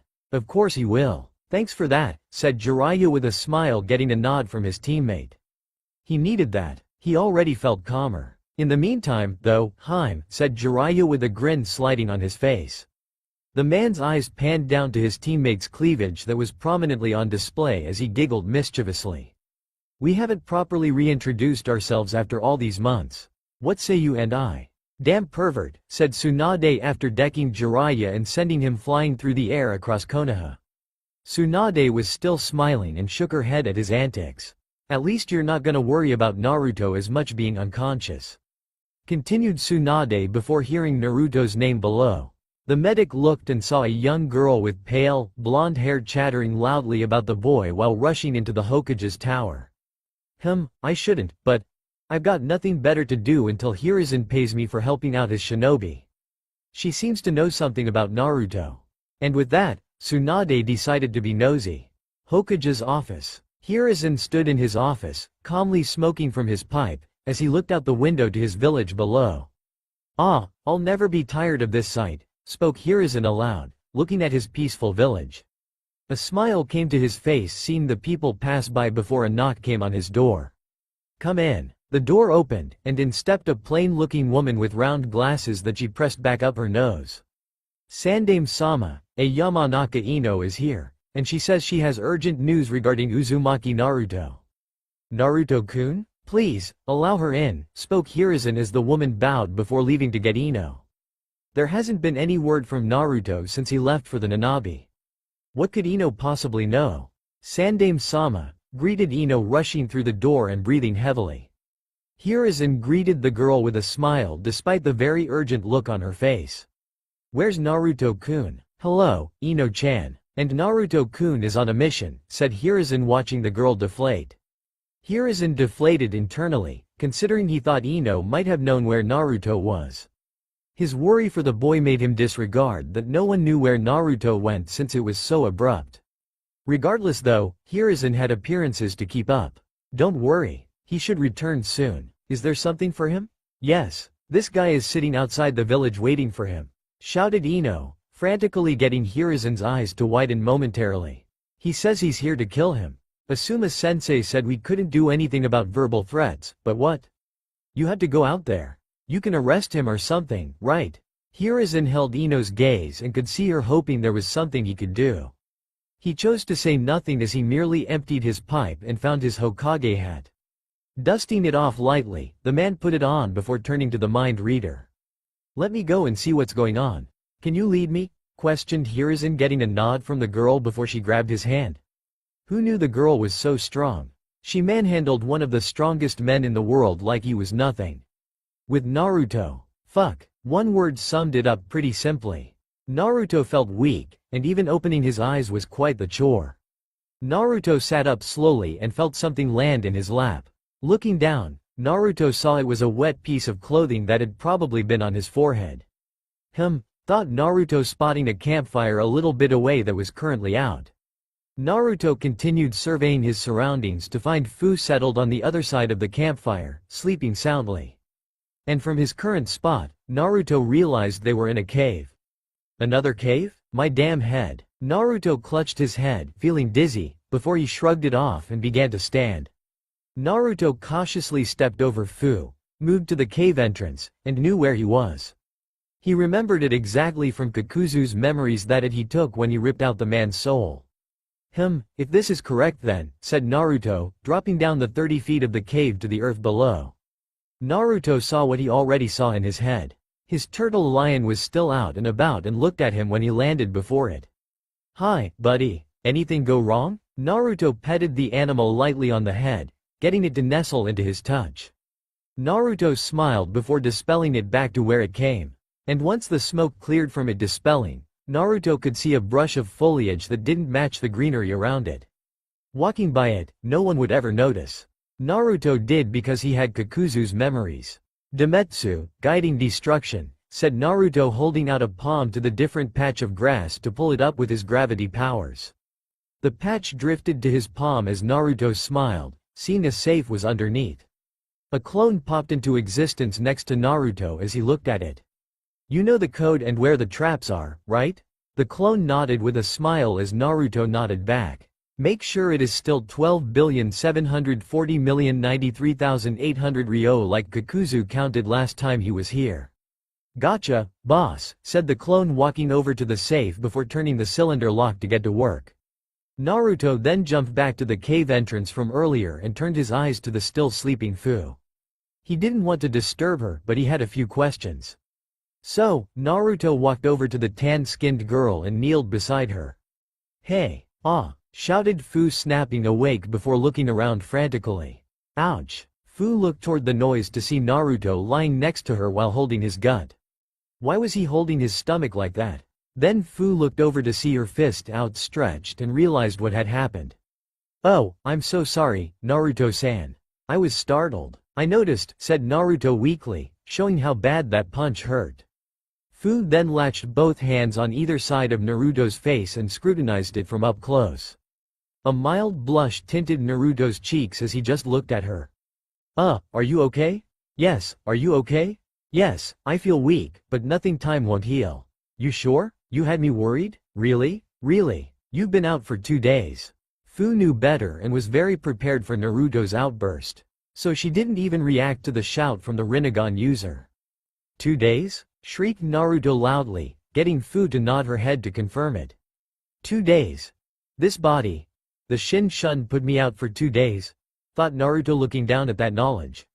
He tried the Rinne rebirth but was stopped by Hagoromo, the physical tax it took to use techniques, and how Kurama and Shukaku looked at him.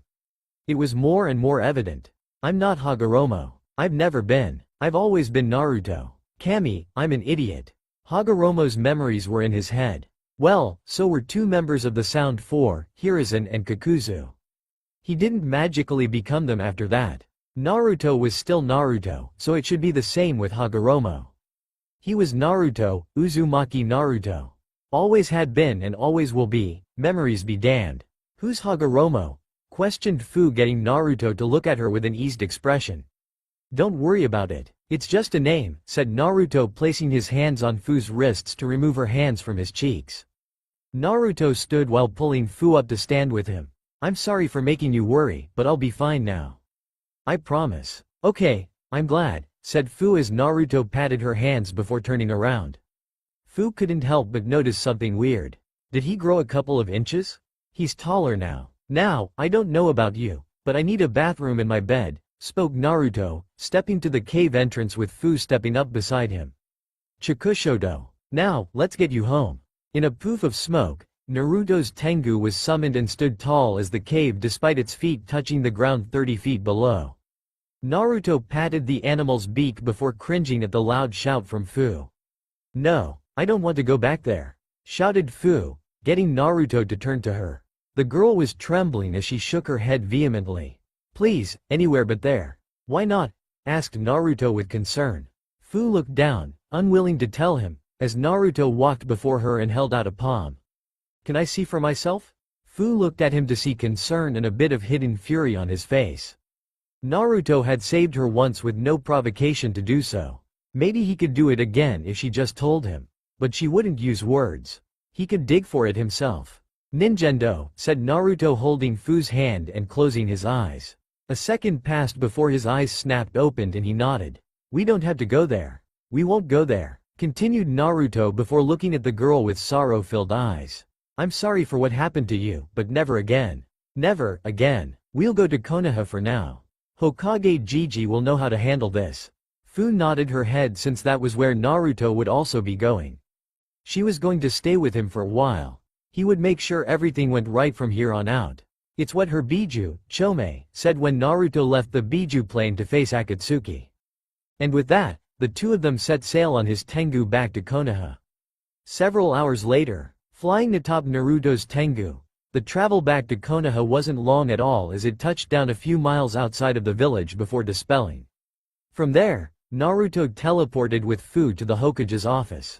You have a visitor, Naruto-kun. Questioned Naruto, turning to see Hiruzen looking at him upon his arrival.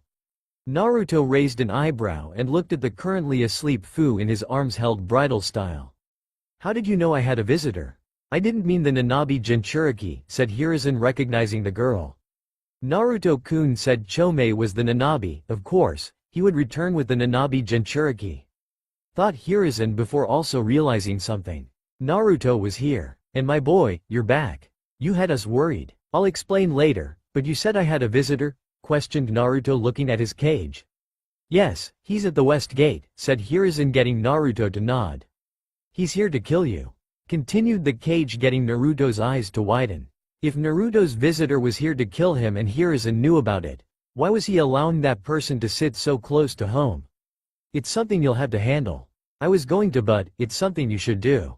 Okay, Gigi, also, said Naruto, setting food down on the couch in the office. Naruto then turned back to Hiruzen and looked him in the eyes. It's later. A quick Rinnegan stare sent Hiruzen on a trip. Naruto's initial teleport to the cave where Akatsuki was extracting the Biju, halting the process and saving the Jinchuriki girl. Hiruzen could see it all. His threat to the leader of Akatsuki to his face, the fight with the two Akatsuki members, passing out for 2 days, the extreme funds of Kakuzu, and finally the memories the Nanabi Jinchuriki had that were prevalent to her in her home of Takigakure. Wow, said Hiruzen, shook at that sequence of memories that had come all in a second. He shrugged off the drawbacks impressively before looking back at Naruto. Thank you. I'll handle it from here, continued the Kage as he looked at Fu. Especially her. I can't believe Taki would do that. Just give her away because of the threat of 2 men. They didn't even ask us for help. You're on it, right? Of course, my boy. I will handle it, said Hiruzen with a smile. He patted Naruto on the head before raising an eyebrow. You've gotten taller again? A little bit. Going to catch me soon, but, said the old man before patting Naruto on the back. Please go to the west gate if you would. Hi, said Naruto, taking one last look at Fu before vanishing. Naruto arrived at the west gate instantly and looked to see 5 figures there. Shikamaru, Choji, Ino, and Asuma-san. They're here, and who's that? The who Naruto was referring to was a teenager, from the looks of it, about 3 years older than he was. He had pale skin, vivid green eyes, 2 scarlet dots on his forehead, and shoulder-length white hair. And Naruto could tell he was from Otogakure based on his outfit. A specialized version of the Oto Nin ensemble, consisting of a light lavender, loose-fitting, long-sleeved, zip-up shirt, black pants cut off around mid-calf, and a purple, rope-like belt tied in an inverted bow around his waist. Kagaya Kimimaro. The white-haired teen perked up along with Team Asuma at the name and turned to see Naruto standing there. Ino was the first to react upon seeing him.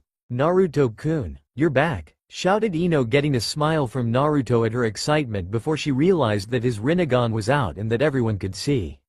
She rushed him and cradled him in a hug to hide that from everyone else. With a whisper, she spoke to him. Your eyes, Naruto-kun, there's only 3 Tomo now.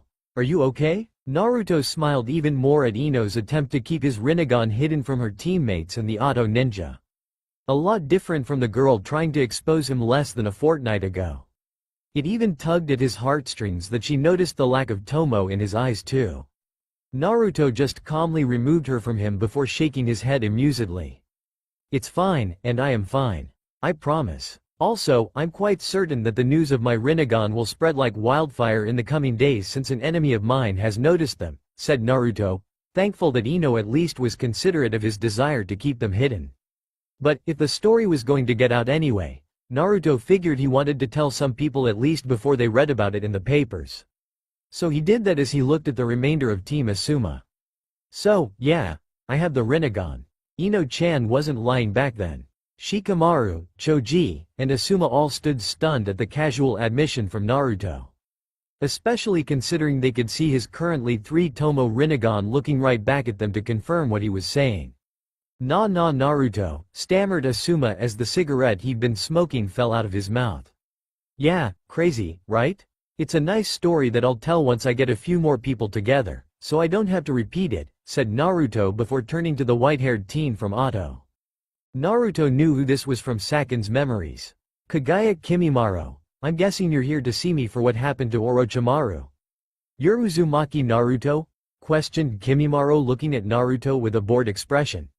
He could feel the power radiating from the boy's eyes, but his stature had him curious.